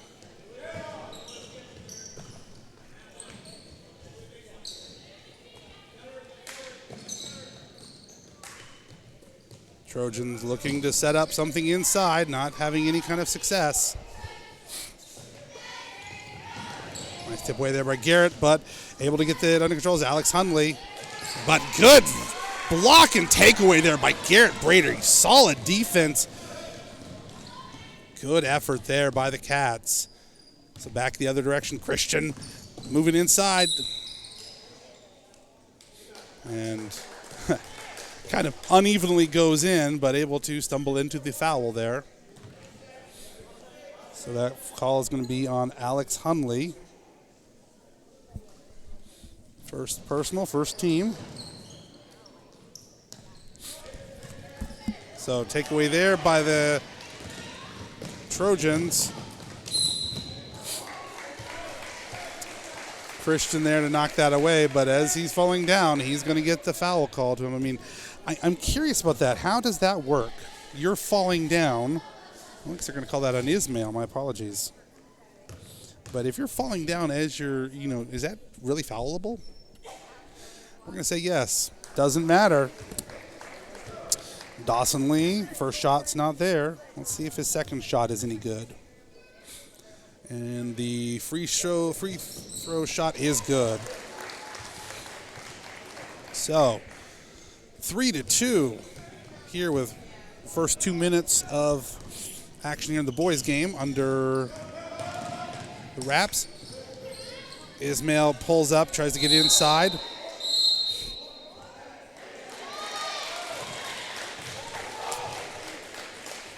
Garrett not able to clear the ball, so he couldn't get much out of that, and unfortunately not able to make a shot, so gets the travel call. Oh, sorry, two. It's 2-all, not 3-2. Shot off the mark there by Rhett Robbins. So back the other direction. Jaden there off the wing. Up to the top of the key for Christian. Thinking about going inside. Decides to shoot it instead. Not able to make that happen. So the ball gets back to Rhett Robbins. He's got a 2-on-1 opportunity here. Puts the shot up, not able to get it there, and there's a lot of back and forth inside. And they're going to call a jump ball for the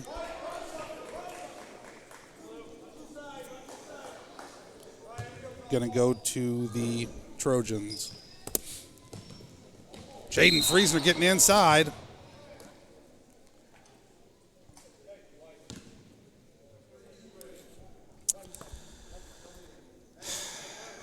So,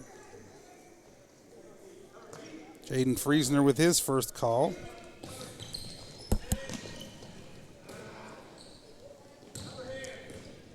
Paisley drops it off to Robbins. Gets it up to Hunley. Back to Robbins. Cross court to Lee.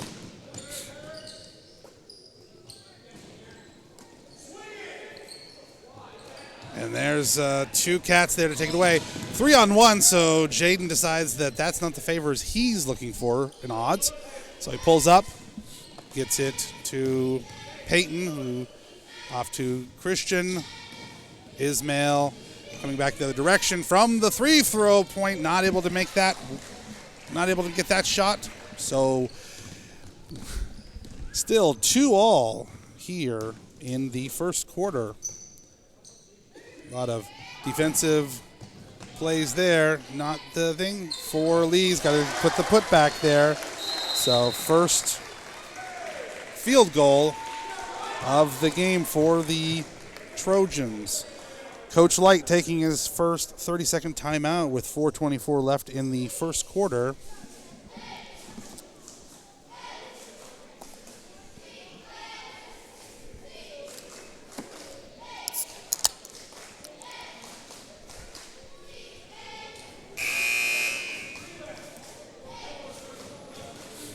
Caitlin also taking a 30-second breather to reach out and communicate to her mother to tell her how much she loves her.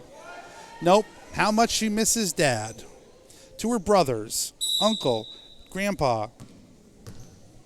Nobody's getting Caitlin's love and affection from afar tonight. All right, back into action here.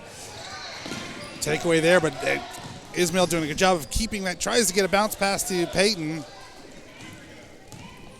Not able to get that connection made, so Lee brings it back down the other end of the court.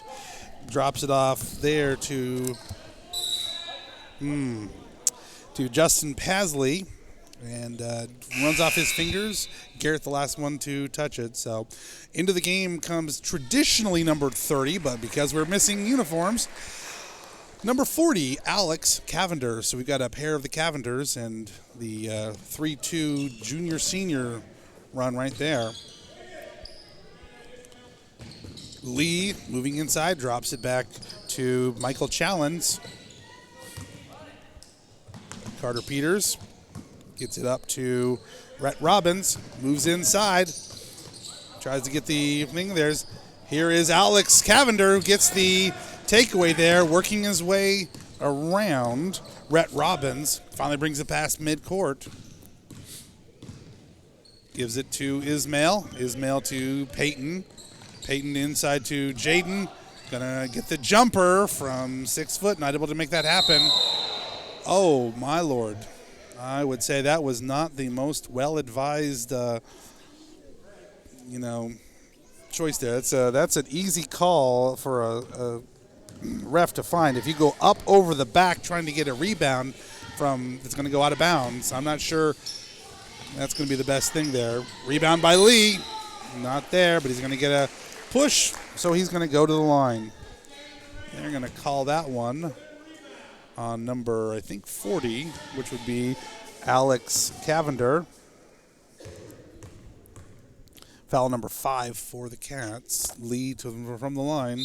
Not there. He has been somewhat inconsistent from the free throw line. He's had 5 opportunities.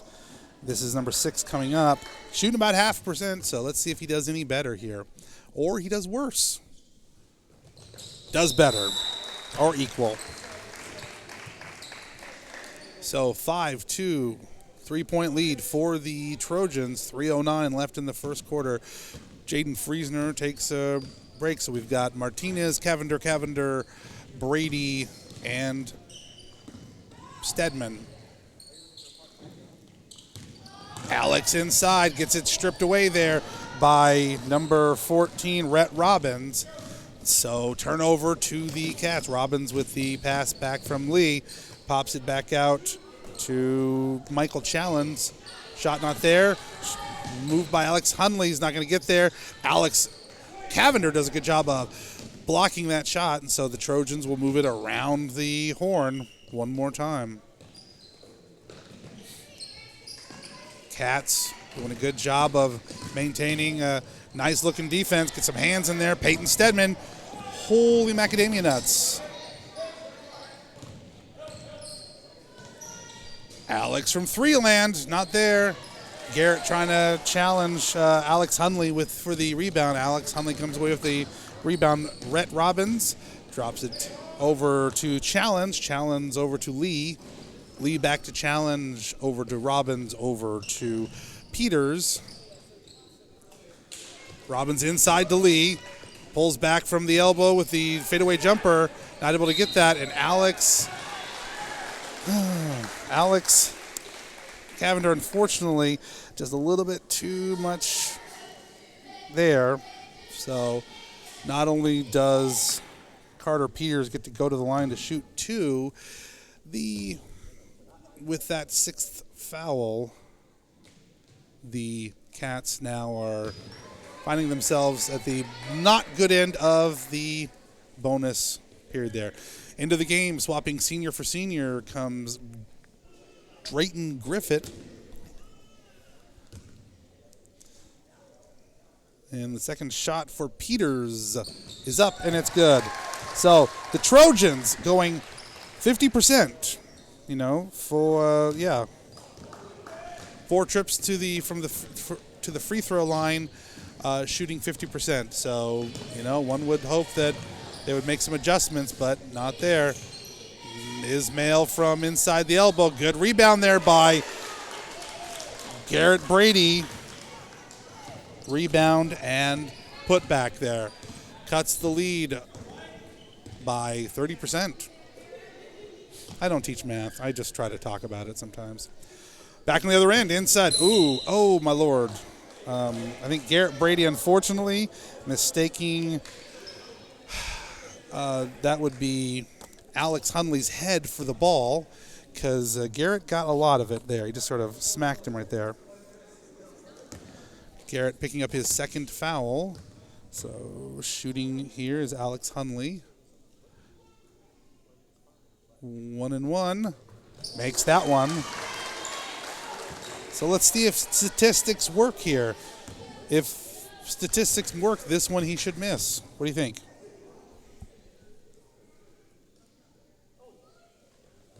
And I'm good. High talks. So I think going up over Alex Cavender's back was number 20, and that's Carter Peters. Okay, for some reason they have that as his 3rd foul, but it's really only his 1st. So that should be the 2nd team foul, though. I don't think we're getting all of our information up there on the board just quite right. Yeah, there should be 7 fouls and 2 on the other side. So, anyways, rolling down to the last 61 seconds here in Trojan land. Trojans are up 7-4. Lee inside. Fadeaway jumper is good. Tacking 2 on there.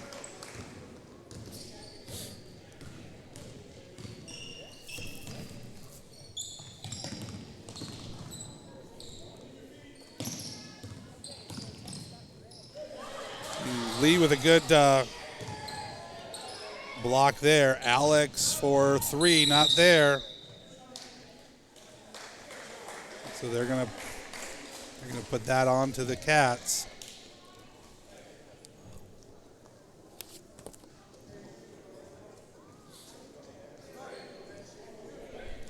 That one's on number 23, Drayton Griffith, his first, 8th team foul. So we're going to go one-on-one here on the other end.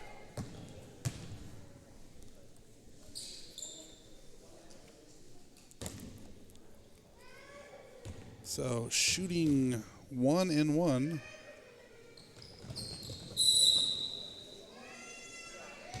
It's going to be pushed off on there on Alex Hunley.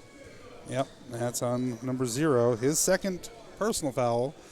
3rd team foul here with just 27 seconds left in the first quarter. So with those 27 seconds, Coach Light says we need to regroup. We need to make sure that we're going to finish strong here in the first quarter. Justice asked what this commentary is. Who did? Justice?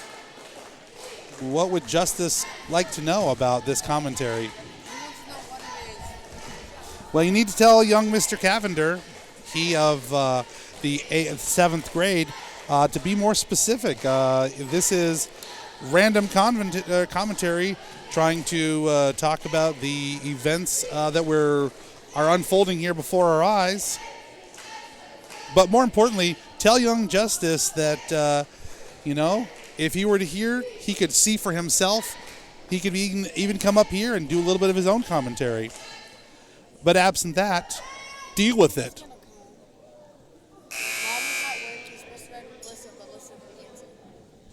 Dagnabbit. That is. So a little viewing there from the 7th grade population of the Cavender clan.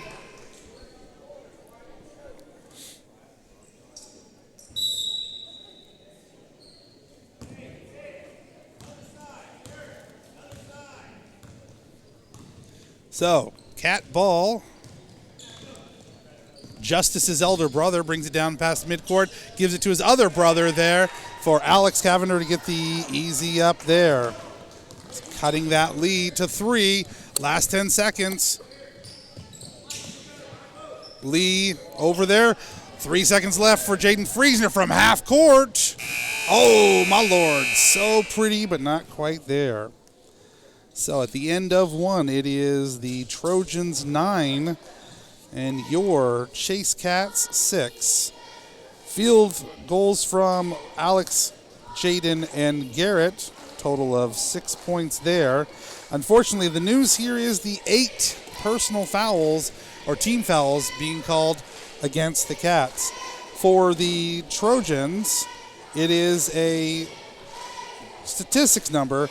They went to the charity stripe for free throws 1, 2, 3, 4, 5 times, only getting 5 points there. Dawson Lee with 2 field goals, so 7 points for him is the difference there. But real inconsistency there we're seeing from the Trojans, though.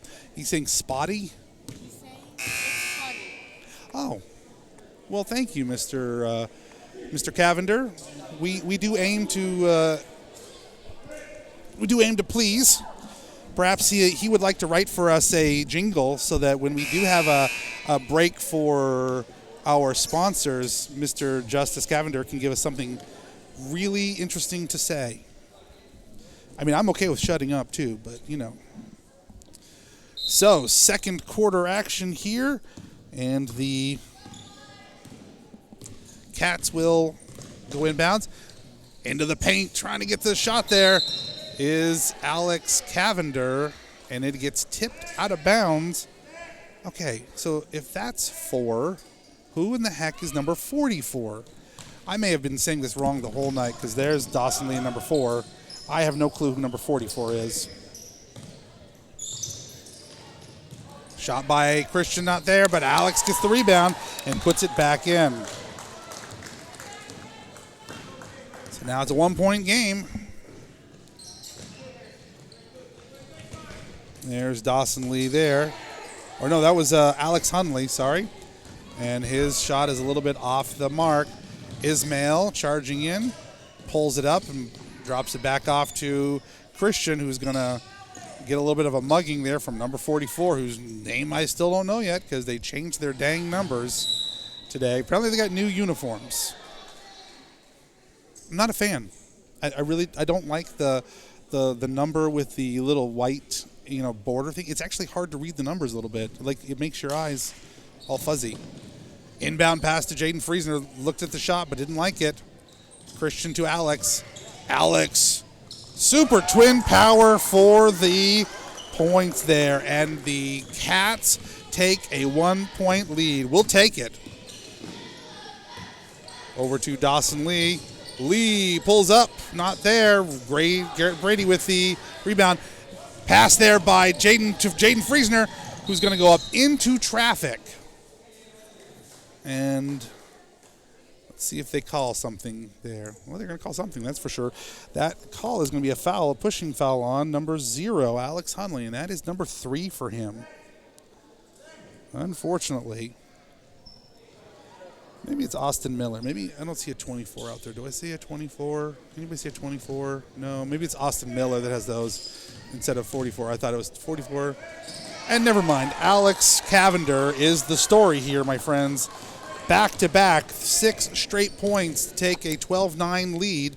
So Coach Light making some adjustments there. Lee's too hard. Ismail with the rebound. Going to pull up and dribble down the court, but brings it up just past midcourt, slows things down. Peyton Stedman on the right wing. Inside on the baseline, gets it taken away by Dawson Lee. And I'm assuming that's Austin Miller because I couldn't tell you if it is or isn't. I had 24. He's got 44. I don't know.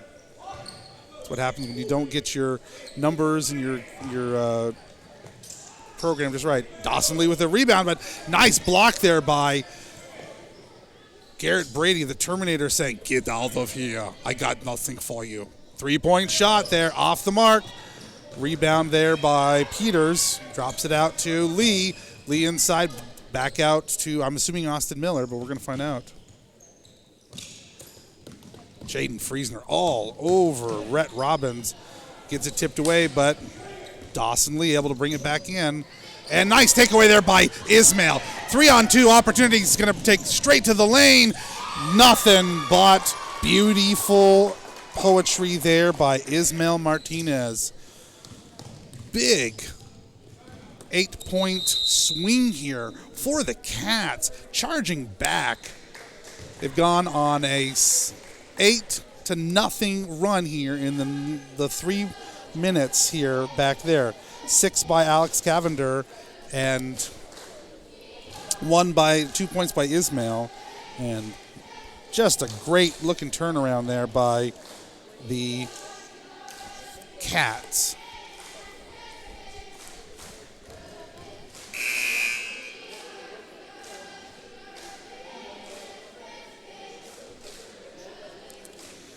So 30-second timeout here in Tescott, Kansas, home of some very famous people. I don't know any of them, but maybe Caitlin does. Anybody famous from Tescott? Here's my question. Is it Tescott or is it Tescott? But that sounds like Triscuit. It does sound like Triscuit. Tisket, a Tasket, a Tesket of it. Nice takeaway there by Alex Cavender, who wisely slows it down. Looks at trying to conserve this lead here and let the Cats get set up. Peyton Stedman Gets it taken away there by Rhett Robbins. Dawson Lee back up over to Rhett Robbins. Brings it back past midcourt. Nice takeaway there. Blocked by Garrett Brady. Once again, doing my best. Arnold Schwarzenegger, get out of here. Alex up inside. Fortunately goes to the floor, not able to wrangle that in. Looks like at halftime we'll have a nice talk here with Coach Mike Marzoff, who is going to say very nice things that are very, happy about the performance of the Lady Cats in that first game. Inside there to number 44, whose number I still don't know. I really don't know who number 44 is. I mean, they changed numbers. So I don't know if that's Austin Miller or Dawson Lee. Or, yeah, I don't know. So takeaway there. He's 5'4", so it's probably not him. Okay, so we're thinking it is Dawson Lee, is 44. And number 4, who's out there, is... Yeah, see what I'm saying? Like, I thought number 4, maybe 44 is then Austin Miller at 5'4", that might be. So maybe 4 is that. I don't know. They had brand new uniforms. It's confusing me. Nice pass inside by Peyton Stedman. Great assist by Peyton Stedman, hooking up with Alex Cavender, who flashed inside the paint to pick up those points for the Cats. 11-16, 3 minutes. Nice takeaway. Ooh. Good hustle there by Christian Cavender. Not able to reel it in, but able to make something. There's 24. There is a 24. So there's Austin Miller. I still don't know who is 4, who is 44. We'll still think that Dawson Lee is 44, and whoever was 4, I don't know.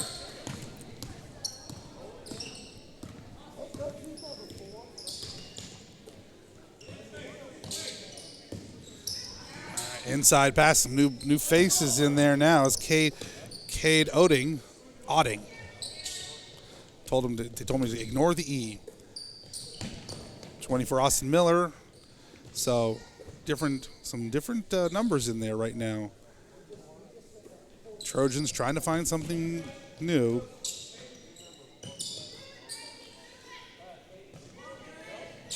So Trojans looking to open up something inside there, but Cats playing real tight defense. 3-point shot not there.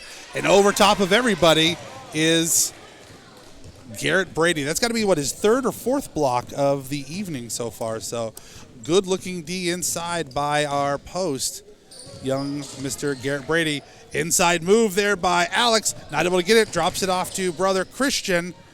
That shot not there. And looks like they're going to pick up a foul call. They're going to call that one on Garrett Brady, his 3rd foul, which does not bode well for the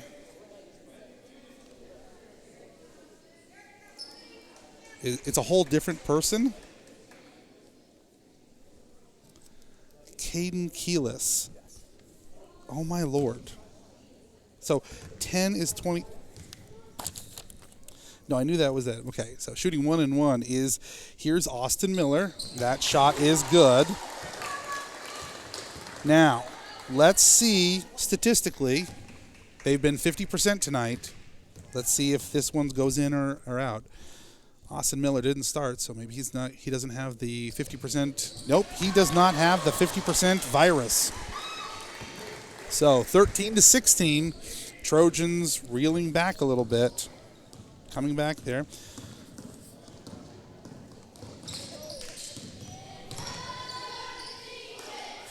Fadeaway jumper there by Alex Cavender. So going to the charity stripe is Alex Cavender. That call is on Cade Odding, his 1st, 5th team foul. Shot number 1 for Alex, not there.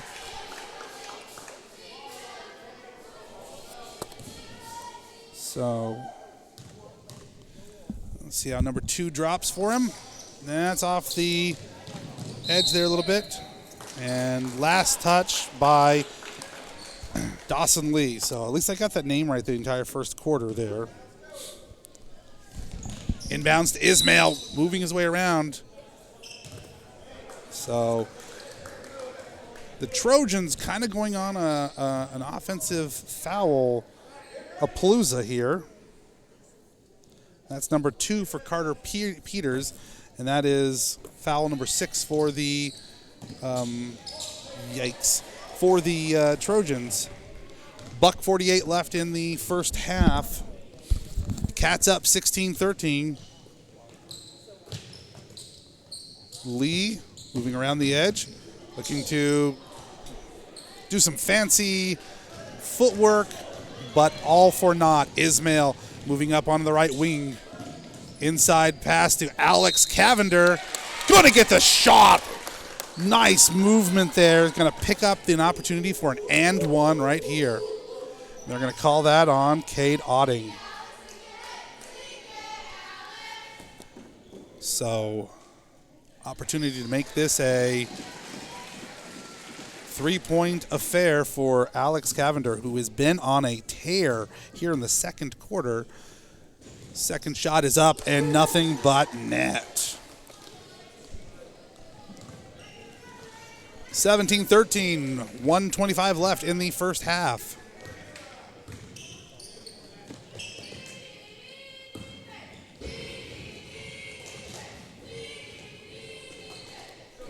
Cat Faithful coming alive here with the last 69 seconds of the first half. Inside move there. Their shot there. Fadeaway jumper by Justin Pasley. That drops, cuts the lead to 4.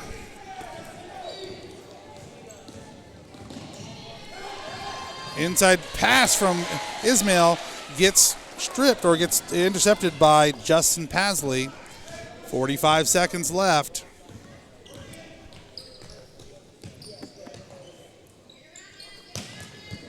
Dawson Lee inside. And they're going to catch. That is number 4 for Garrett Brady. Unless I'm wrong, and I am.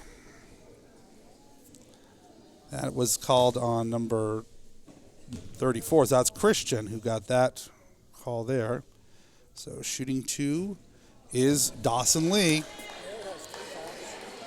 Huh? Yeah. But they called that on Christian, so that's lucky there. Oh, my God, he broke it up. Hey, that still keeps the 50% thing alive for me here because the Trojans as a team is only 50%.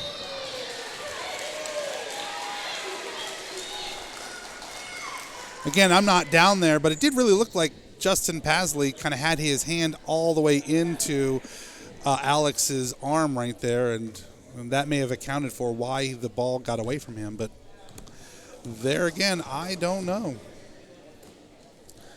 All right. Final 18 seconds here. Trojans looking to set up something. Try to make this just a 2-point affair. Takeaway there by Christian with 8 seconds left. They looking to set up something. 4 seconds left. Inside move. Not there. So close. So at the end of the half, first half of play here in Tescott, or Tescott, depending on how you want to feel about these things. Thanks to an 11-point run by Alex Cavender, 5 from the field and 1 from 2 from the free throw, Cats surge ahead to take a 19-15 lead. There we go. Okay, let's take just a couple seconds for our sponsors back in the studio in New York City while we regroup here. We'll come back here and have a few words with our friend Mike Marzoff.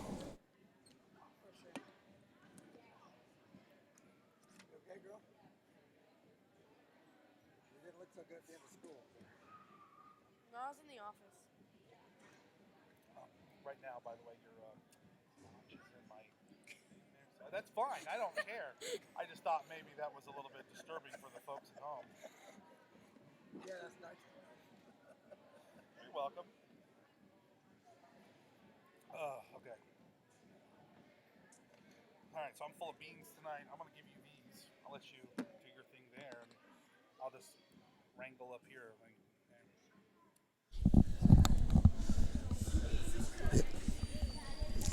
This right here. Okay, so I'm here with Coach Mike Marzoff, girls head coach there. Tough outing tonight. I know that you, I would say first half, kept it within 1 point there. The Lady Cats, having a 13-point first quarter, 11-point second quarter. Third quarter is where the wheels came off. So, what do you think? What's that? What did we take from that? When I was in the locker room after the game, I told the girls it's probably the best game we played this year. That was a good team we played. Coming off wins of Stafford and Cunningham, those teams weren't so good. Those are games we should have won. Cunningham probably should be a little bit more than we did, but we got down 10-2 early today, and a lot of times last year that probably we would have been done. And we battled back, tied it up, we stayed in the game. We just kept battling. We struggled third quarter. We couldn't quite get the shots to go. We weren't moving like we needed to be on offense to get the shots. We weren't getting the ball down low like we maybe could have, but they kept battling. Even to the end, the kids never quit playing, and I'm very proud of them, and I'm feeling pretty good about it. I hate to lose, but I'm feeling pretty good about the way we played tonight because I think this team may be better than Thunder Ridge. Wow. This team went to sub-state championship game last year and had their two best players back. And they were a load for us to stop. We focused on, we knew who we needed to stop, but they were pretty good basketball players. So sometimes you know what you need to do, but you just can't get it done. Well, Raven Peterson came out and scored a really quick 6 points, really moving well into the paint. And then you guys just absolutely locked down on her. She didn't even appear in the second quarter, picking up 3 fouls in the first quarter. What did you guys feel defensively you were able to do to make those adjustments? Well, we just lost her early. We knew 25 and 30 were the two players we were chasing everywhere. We knew we had to stop those, and we lost her early some. She's a good player. She got positioned inside, and she's like 5'11", probably almost 6 foot tall. We don't have anybody that height. We got some that are kind of there close and can push around a little bit, but once she gets the ball on the blocks, it's hard to stop her. And we just had to keep her from getting the ball on the block. And we did a better job of that after the early stages when we got down 10-2. Basically, it was mostly her scoring on those. Right. And we did some adjustments just keeping her from getting the ball. Because once she got the ball, she's hard to stop. Yeah, but I think one of the things I noticed was that your defensive strategy there, locking her down in the first quarter, made her a little bit less effective in the later quarters. She was very tenuous, and yeah. I think she knew that there was not going to be an easy path there. So I want to give big credits to Izzy Antona, who just locked her down. Cassie Herrera underneath in her post position, I thought was fantastic there. On the other end of the ball, Haley Miller just exploded there. Big shots from the three land there in the first 2 quarters. But again, fourth quarter, 0 for 3, I think, from the three-point shot area there. So, but made that adjustment. Again, third quarter, only 4 points. Fourth quarter, you score 13, and they weren't desperation points. Those were solid points. So, what do you think, Haley Miller, what kind of adjustments do you see her making there? Yeah, Haley's still learning to play the high school game. It's a completely different game than junior high game. It happens. It's so much faster up here. And I think that's the first game against Thunder Ridge, our freshman, Haley turned the ball over, I think, maybe 10 times, and Jersey turned the ball over 7 or 8 times because the speed of the game is so much different, and you can practice, but until you get on the floor, they don't get to see that. Right. She's making the adjustments now. She's learning the speed of the game.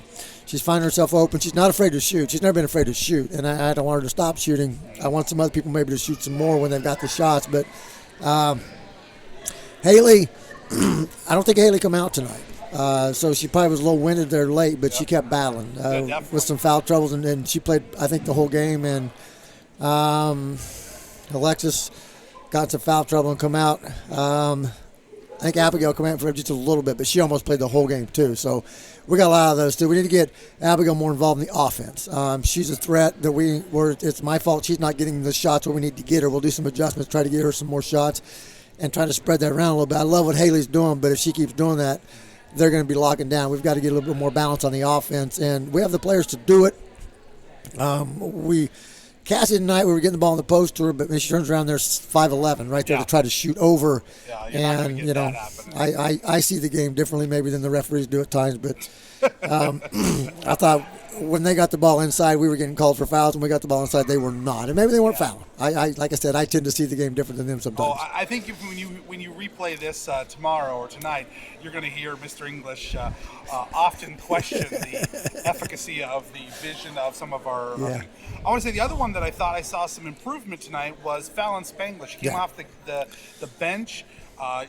Put her in as that big post there to kind of bounce off. And I saw her be a little bit more aggressive there. Still struggling, I think, a little bit with getting the shots that she wants, some of that confidence. But I think I saw some movement there.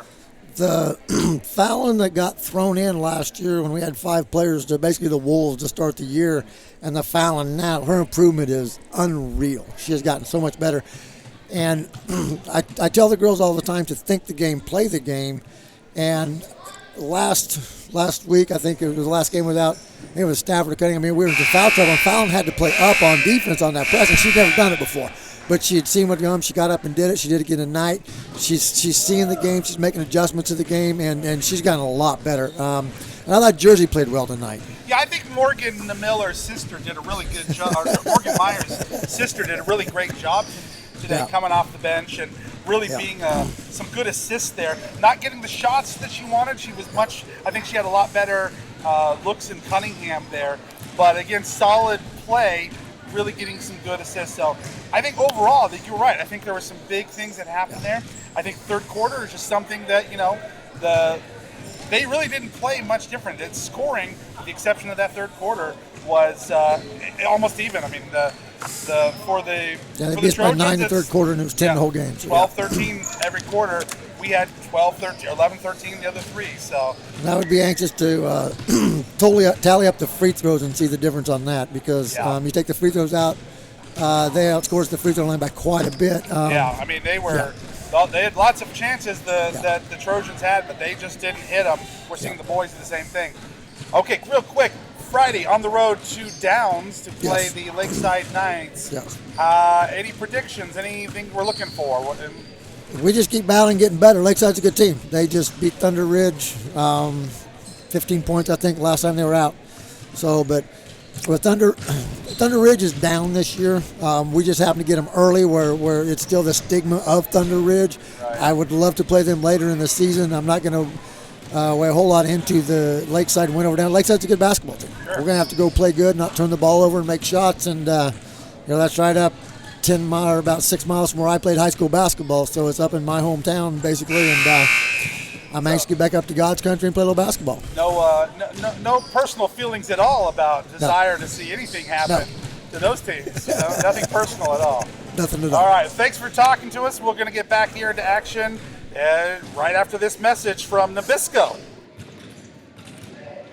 I tried to get Dr. Pepper earlier, but Caitlin, just what's your pick of Vlasic?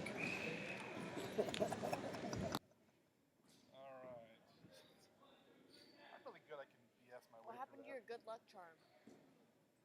What's that? What happened to your good luck charm? My good luck charm. Yeah, wearing the same outfit. Yeah, I know. I can wear the white shirt now on the road. So. That's okay. I'm not allowed to talk about trends because I talked about Haley.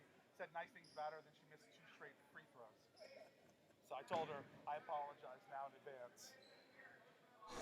Okay, second half action here in Tescott. Your Cats up 16-15. Nice heads up play there by Ismail, taking the ball away. Whoops, should probably be looking at the boys' game. Alex spinning around, pirouetting like a ballerina. Nope. They're gonna. Okay, so it's lane violation there for, or was it traveling? I have no clue.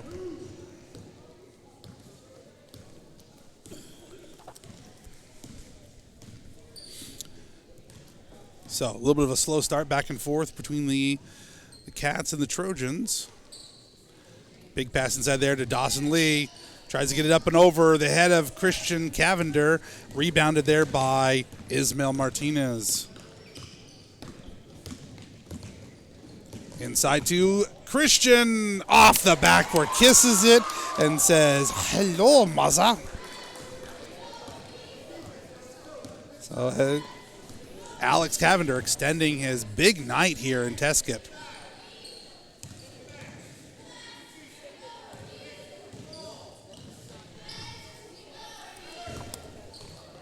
Carter Peters back to Rhett Robbins. Robbins inside. That one just, Alex Hundley just snuck in like a ninja in the night behind the Cat defense. Good pass there into Alex Cavender, stealing his brother's move with his little fadeaway jumper. I think Christian will have some words for him tomorrow. 23-17. Trojans back the other end. Hundley back to Robbins. Robbins moving inside. Gonna get a little grab there on Peyton Stedman, his first personal. And blessed be, we get the team foul start over again, so, that's always nice. Justin Paisley gets it to Dawson Lee over from the corner. Rebound there by Carter Peters and put back there. And that one was Peters. 19-23, Cats on tap. Christian from the top of the key says, "Give me some lovin'." 3-point shot there, 26-19. Hard pass there to try to get that to Dawson Lee. Able to take it away is Ismael, who keeps it alive. Heads up play by Ismael trying to keep things going. And the block call going to go, I think, against Alex Hundley. And if that is the case, that is number 4 for our friend Alex Hundley.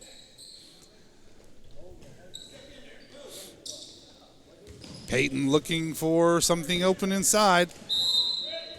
Tries to get it to Alex inside, and Alex Hundley is going to have to step out. He's going to be replaced by Michael Challens. If I remember right, Michael Challens is the quarterback who just decimated us in football this year, because I remember saying his name an awful lot. Alex getting the runaway jumper there right over the head of Peters.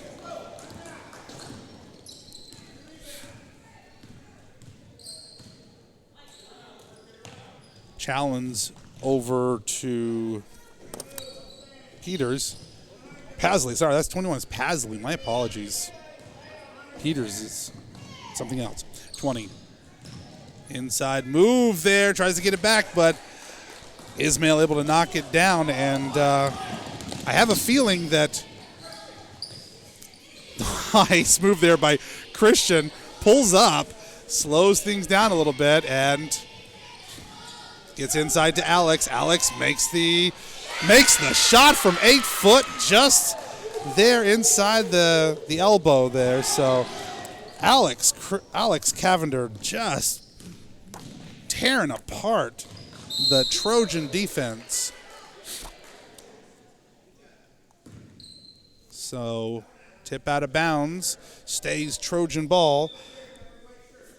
Just about halfway through the third quarter, Cats 30, Trojans 19. So there's been an 11-4 swing for the Cats this entire quarter. Tries to get up over the head of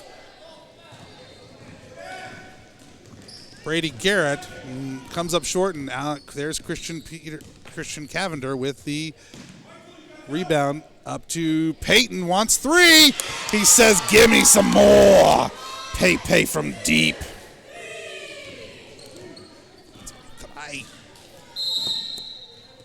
And We got a timeout called over here by Rob Glenn, the coach for the Trojans, saying, we got to do something different. This is just not working for us. 30-second timeout. That's his last 30-seconder. 3:42 left in the third quarter. Cats up 33-19. The enthusiasm coming off of the face and spirit of Caitlin Schwartzfeger, just too much. I mean, the furiousness with she is thumbing through her Snapchat just says, I'm shooting out all the love to everybody on social media so they know the gentlemen here are tearing it up here in Tescott, Kansas. Just got the face palm. I'm not actually a father, but I think there's something satisfying by getting young Caitlin there to give me the whole full face palm saying, oh my God, will he please shut up? Trojans back in the game. Interesting there. I think he would have been better served just trying to put it up. Instead, he tried to do something fancy and get it off to number 14. So the connection between Robbins and Lee, not there. Turnover, stays Cat ball. Ismail pulls up. Back out to Friesner, who he wanted the three himself. Gets his own rebound. Tried to get the shot, and they're going to call him on a travel. Again, I saw something different, but apparently they're not paying me good money to ref tonight. I don't know why. Good passage there. Dawson Lee, extra couple of hops there. No call that direction. So the Trojans' big scorer pulls up and cuts the lead to 12. Ismail inside. Gets it to Christian. Gets the nice jumper there. Just enough to time it out so that he can get it up over the head of the interception there by Ismail, who's going to try to get up there and going to get blocked on the way up. So 35-21, and now the foul call against number 14, Rhett Robbins, his first, second team foul. Ismail going to shoot two. First one off the back of the rim. Second shot for Ismail Martinez.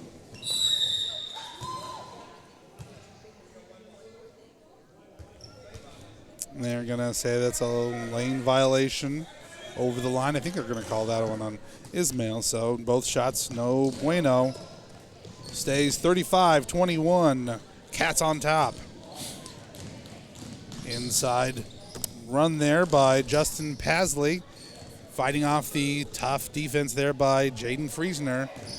Inside pass there. Trying to get it to Justin Pasley, but knocked away by Christian Cavender and able to get that ball away. Ismail trying to get around, and Carter Peters gets his hand caught in the cookie jar. They're going to call him. That is his third personal foul, third team foul for Los Trojans. So, stays Cat ball.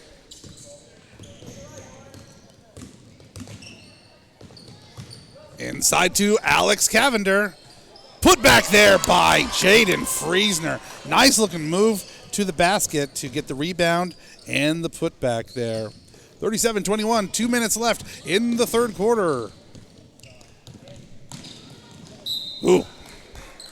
Vicious swipe attack there by our good friend Christian Cavender. Into the game comes number 4, Caden Keelis, who I didn't see, but that's okay. It's because it's been crazy numbers over in the book. So Caden Keelis, number 4, into the game right now.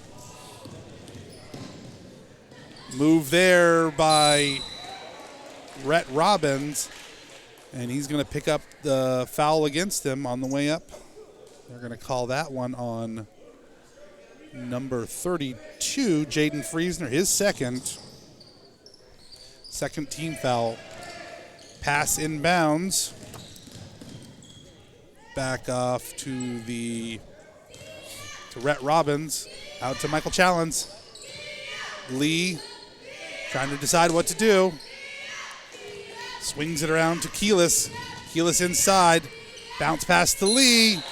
Not there, but he's going to get the foul called on one or the other of the Cavenders. That would be on Christian. That would be Christian's third personal foul, third team foul. But going to the line shooting 2 is our friend Dawson Lee. First shot is up and it's good.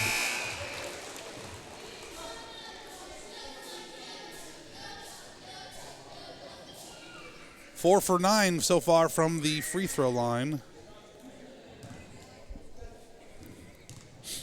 So Dawson Lee's second shot. Up. Not there.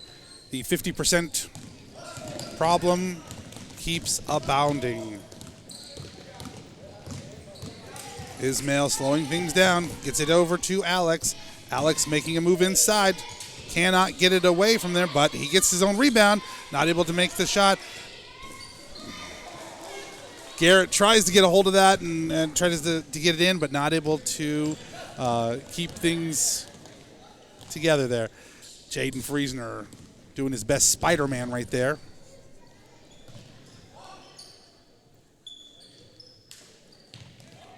Inside passer. Oh. Yeah, I think Garrett, unfortunately, just got a little bit more than the ball. That is foul number 4 for Garrett. And coach is going to leave him in there. He's going to give him a chance. Dawson Lee, back out to Keelis, over to Challens, back over to Lee. And a little bit too much mustard on that pass.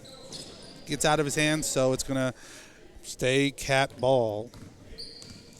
Final seconds left here, 45 seconds left in the third quarter, 37-22. 15-point advantage for the Cats. Nice. Wow. Okay, that was hard to follow. Nice block by the Trojans. A little bit of back and forth in hands between Christian and Alex. Alex takes it away, says, I am not satisfied with that. Tries to get the leading pass to Friesner, and the Iceman not able to wrangle it in. 18 and 8/10 of 1 second left in the third quarter. Hopefully Caitlin is less concerned with her Snapchat and going to continue to move that camera left and right. Challenge over to Paisley, sorry. Keeley for 3, not able to get it. Last seconds, not there. So at the end of 3, it is the Trojans 22. And for the Cats, 37.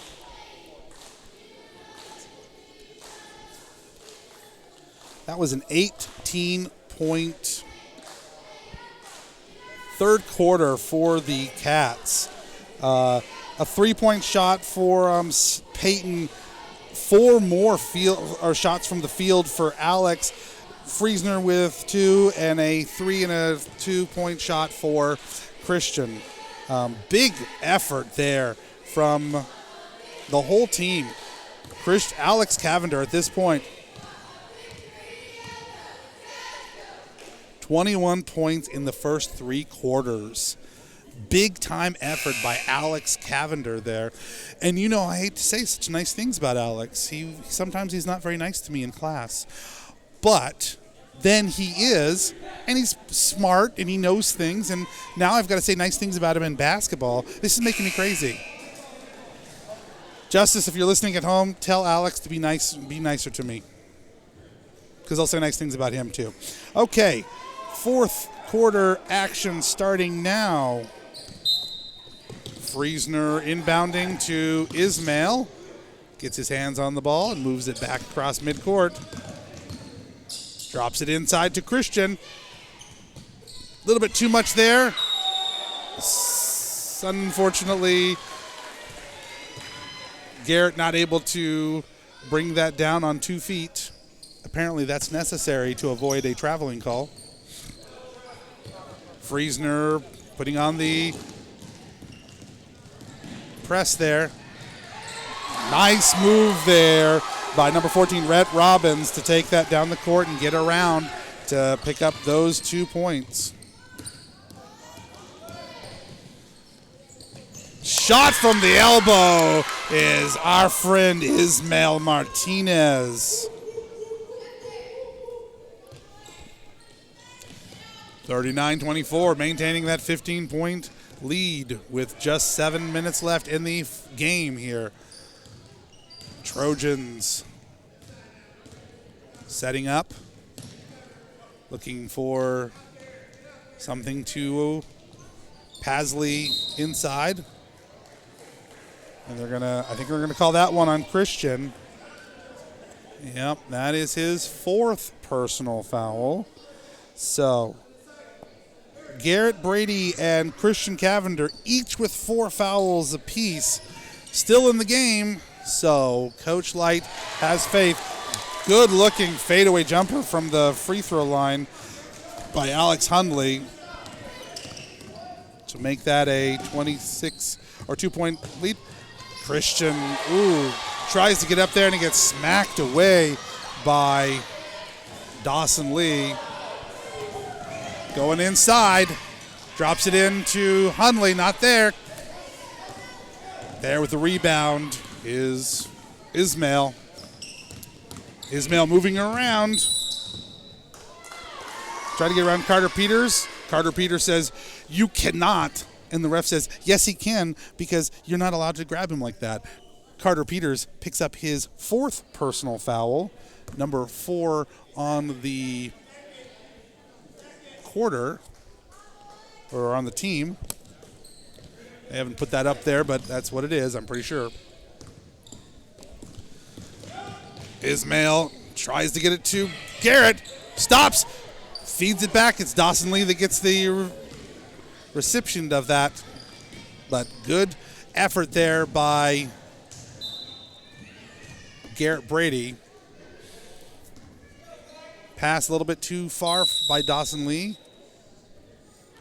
And Coach Light says, we got to slow things down. A little bit too much momentum going the other direction. I don't know why I wrote that. That's just a 2. So 6 minutes left in the 4th quarter. This night coming to a close. Caitlin feeling a little sleepy now. So first hour, she has what class?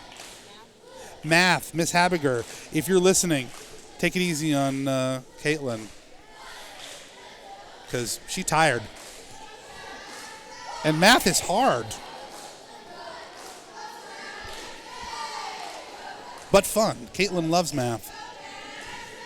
Eye roll there. Hey, I got a face palm and an eye roll from Caitlin. I want to get uncle points or dad points or something here. I mean, how many times can I just either embarrass or otherwise just make, I got another face palm.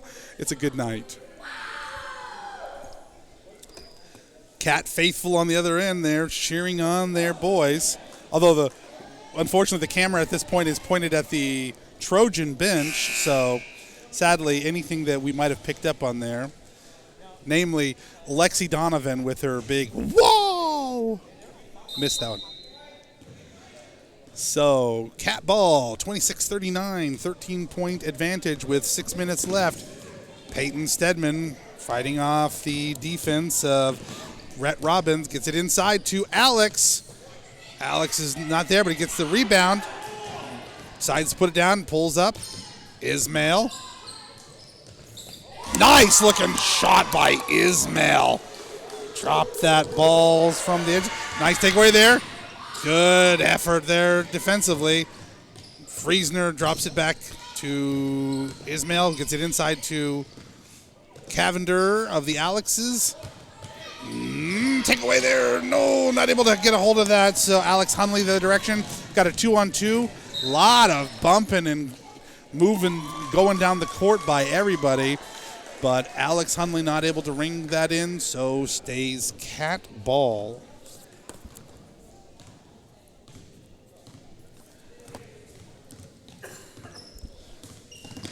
Peyton taking his time, methodically getting down.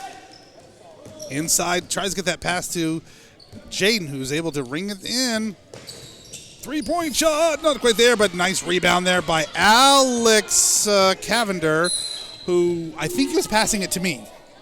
I will totally get that pass next time, and I will go shoot the basket, and I will get the basket into the round thingy with the rope thingy thing.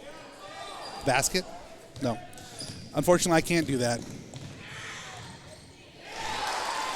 Good moves there again by Rhett Robbins, who takes those real long strides to try to confuse our offense or defense. 28-41, 4.5 left. Moving in towards the halfway point for this final quarter of action here.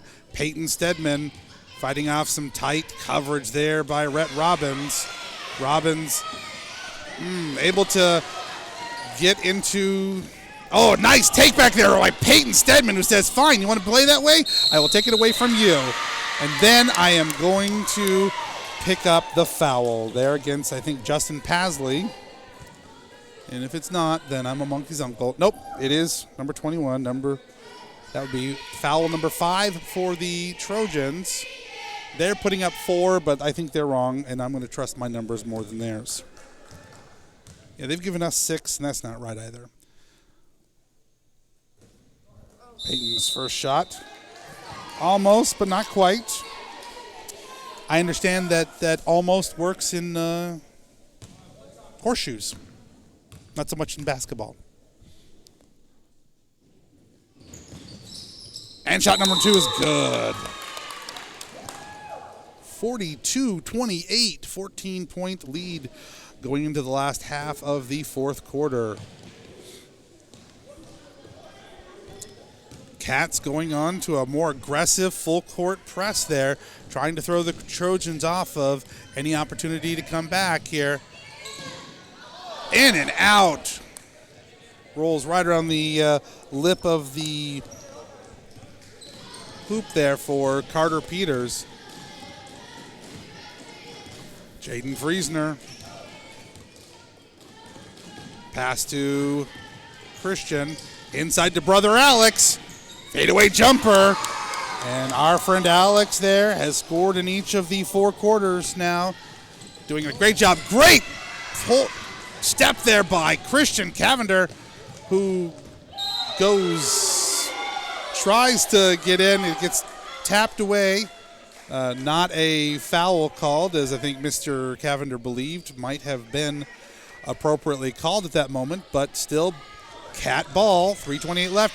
Up there to, wow.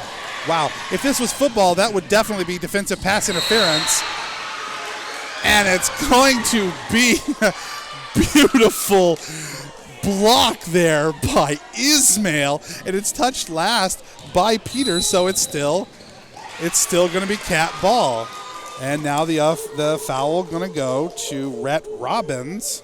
I'm going to say that's 14. It's Rhett Robbins, yep, his second. And I have that as foul number 6 for the home team, and that's now finally going to read right. Although they still have 6 for us, and nope, it's 5. It should be 5 for us, but I don't know. So, inbounds there for Ismail, who says, stop messing with me, boy. Meanwhile, Rhett Robbins able to pressure the bad dribble there, and it goes out of bounds off of Ismail's shoe. 3:15 left in the final minutes of the game here. Robbins, who's been able to get inside all night. Rebounded there. Robbins off of his foot. And we're going to get the push call there. And the call is going to go against number 32, Jaden Friesner, his third. And I swear I still have one. Yeah, I have 16. So that shot there, not going to drop for young Mr. Hunley on the 1-and-1. So Christian Cavender looking to get it inside, gets it, tries to get it to, or sorry, that was Alex, my problem. My apologies. Alex there. Push off there by Alex Hunley. That should be number 5 for him. And it is.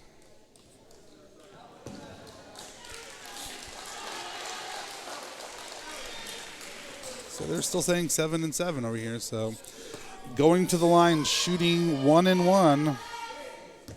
And that is exactly what Alex has done from the free throw line tonight so far. 1-and-1. One good, one not. This one good. 45-28, 2:46 left. Won't jinx it, but Cats looking for number 1 here tonight. Oh, that one he doesn't even mess with. He just says, go in the bucket. 46-28, 2:43 left in the game. Trojans, nice takeaway there by Alex Cavender. Tell me that isn't an MVP performance by our friend Alex Cavender. 48-28, 20 point takeaway there by Jaden Friesner. Not able to get that in. Timeout called by Coach Green. Seeing his team struggle right now. It's a full timeout there. That's all he's got left anyways. So 2:25 left in the fourth quarter here.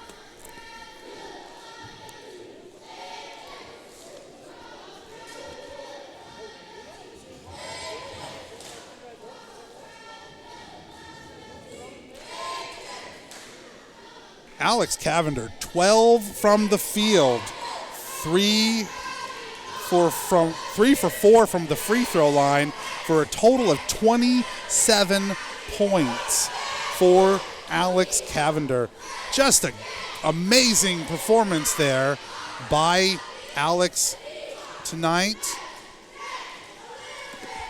20-point advantage here for the Cats.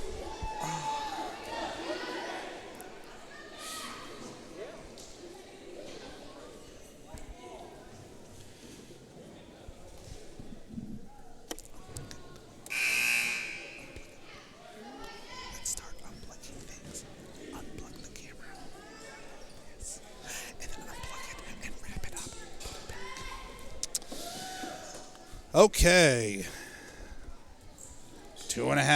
Just under 2.5 minutes left in the fourth quarter.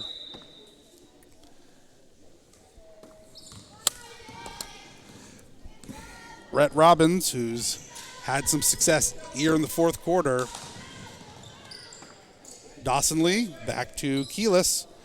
Robbins fighting off the defense by just called in Isaac Fall. Keyless back to Pasley, inside to Robbins, and that pass does not connect.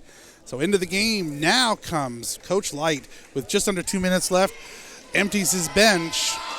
Leighton the Machine Winkleman comes in, Drayton, Eli Gillespie, and Brandon Weiss. We need a good nickname for Brandon, don't you think?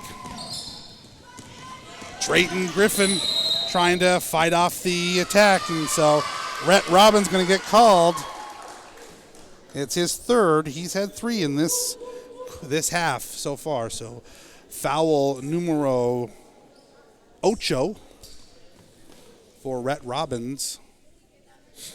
So going to the line is Drayton Griffith, shooting 1-and-1.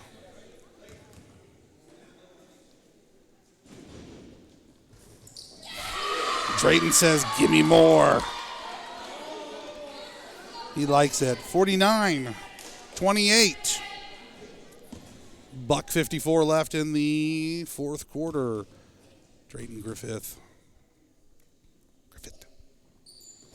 Up and good. Nothing but net. I think he heard me talking smack about him last week or something. He's just got he's a man after a mission here. Robbins, interior. Leighton Winkleman taking it away, but not able to wrangle it in. And Dawson Lee picking up the foul from, I'm thinking it's Eli Gillespie, and that is the call. Eli with his first. That is, they're putting it, they're number 8, but that's just not true. So, whatever. Dawson Lee shooting 2. First one's not there.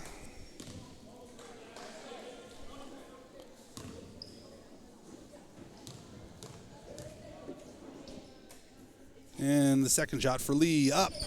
Not there. Good rebound there by Leighton Winkleman. The machine says, give it over here. Oh. Nice recovery there by Drayton. Oh, Lord. That's an interesting way to get back into picking up the ball. So they're going to call Drayton with a push-off there. His second. So we'll go down and shoot 1 and 1.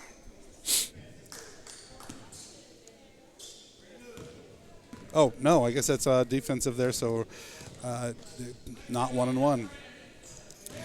Keelis pulls up, shot not there. Eli with almost the rebound, not quite there, but the shot by Dawson Lee hits. 30-50, final 66 seconds left in this matchup. They're going to call the charge on Drayton Griffith.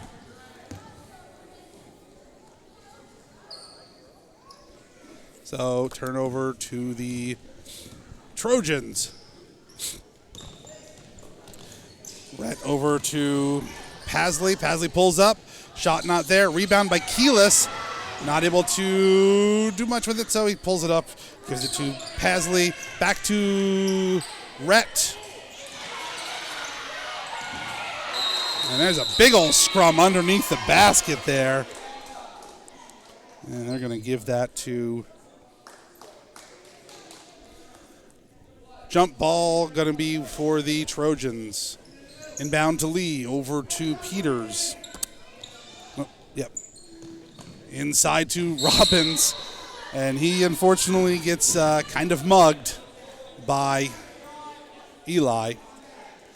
Come up over his back there a little bit. So they're going to shoot 2 for young Mr. Rhett Robbins. Eli's second personal.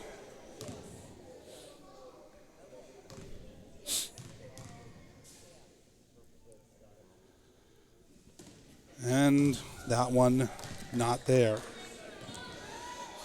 This is where, of all the places that the Trojans have really struggled, is from the charity stripe tonight. Oh, not even the 50% there. Drayton slows things down. Oh, goes off of somebody's foot. It's going to be red. They're going to give it to a red.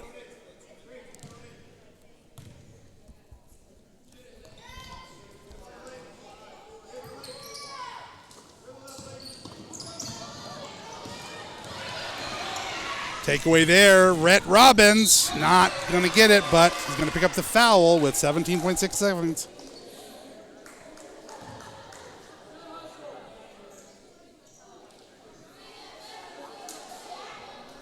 And they're going to call number 11 for that one.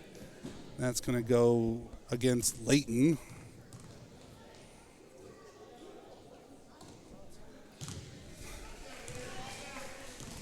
Robbins not able to get that one.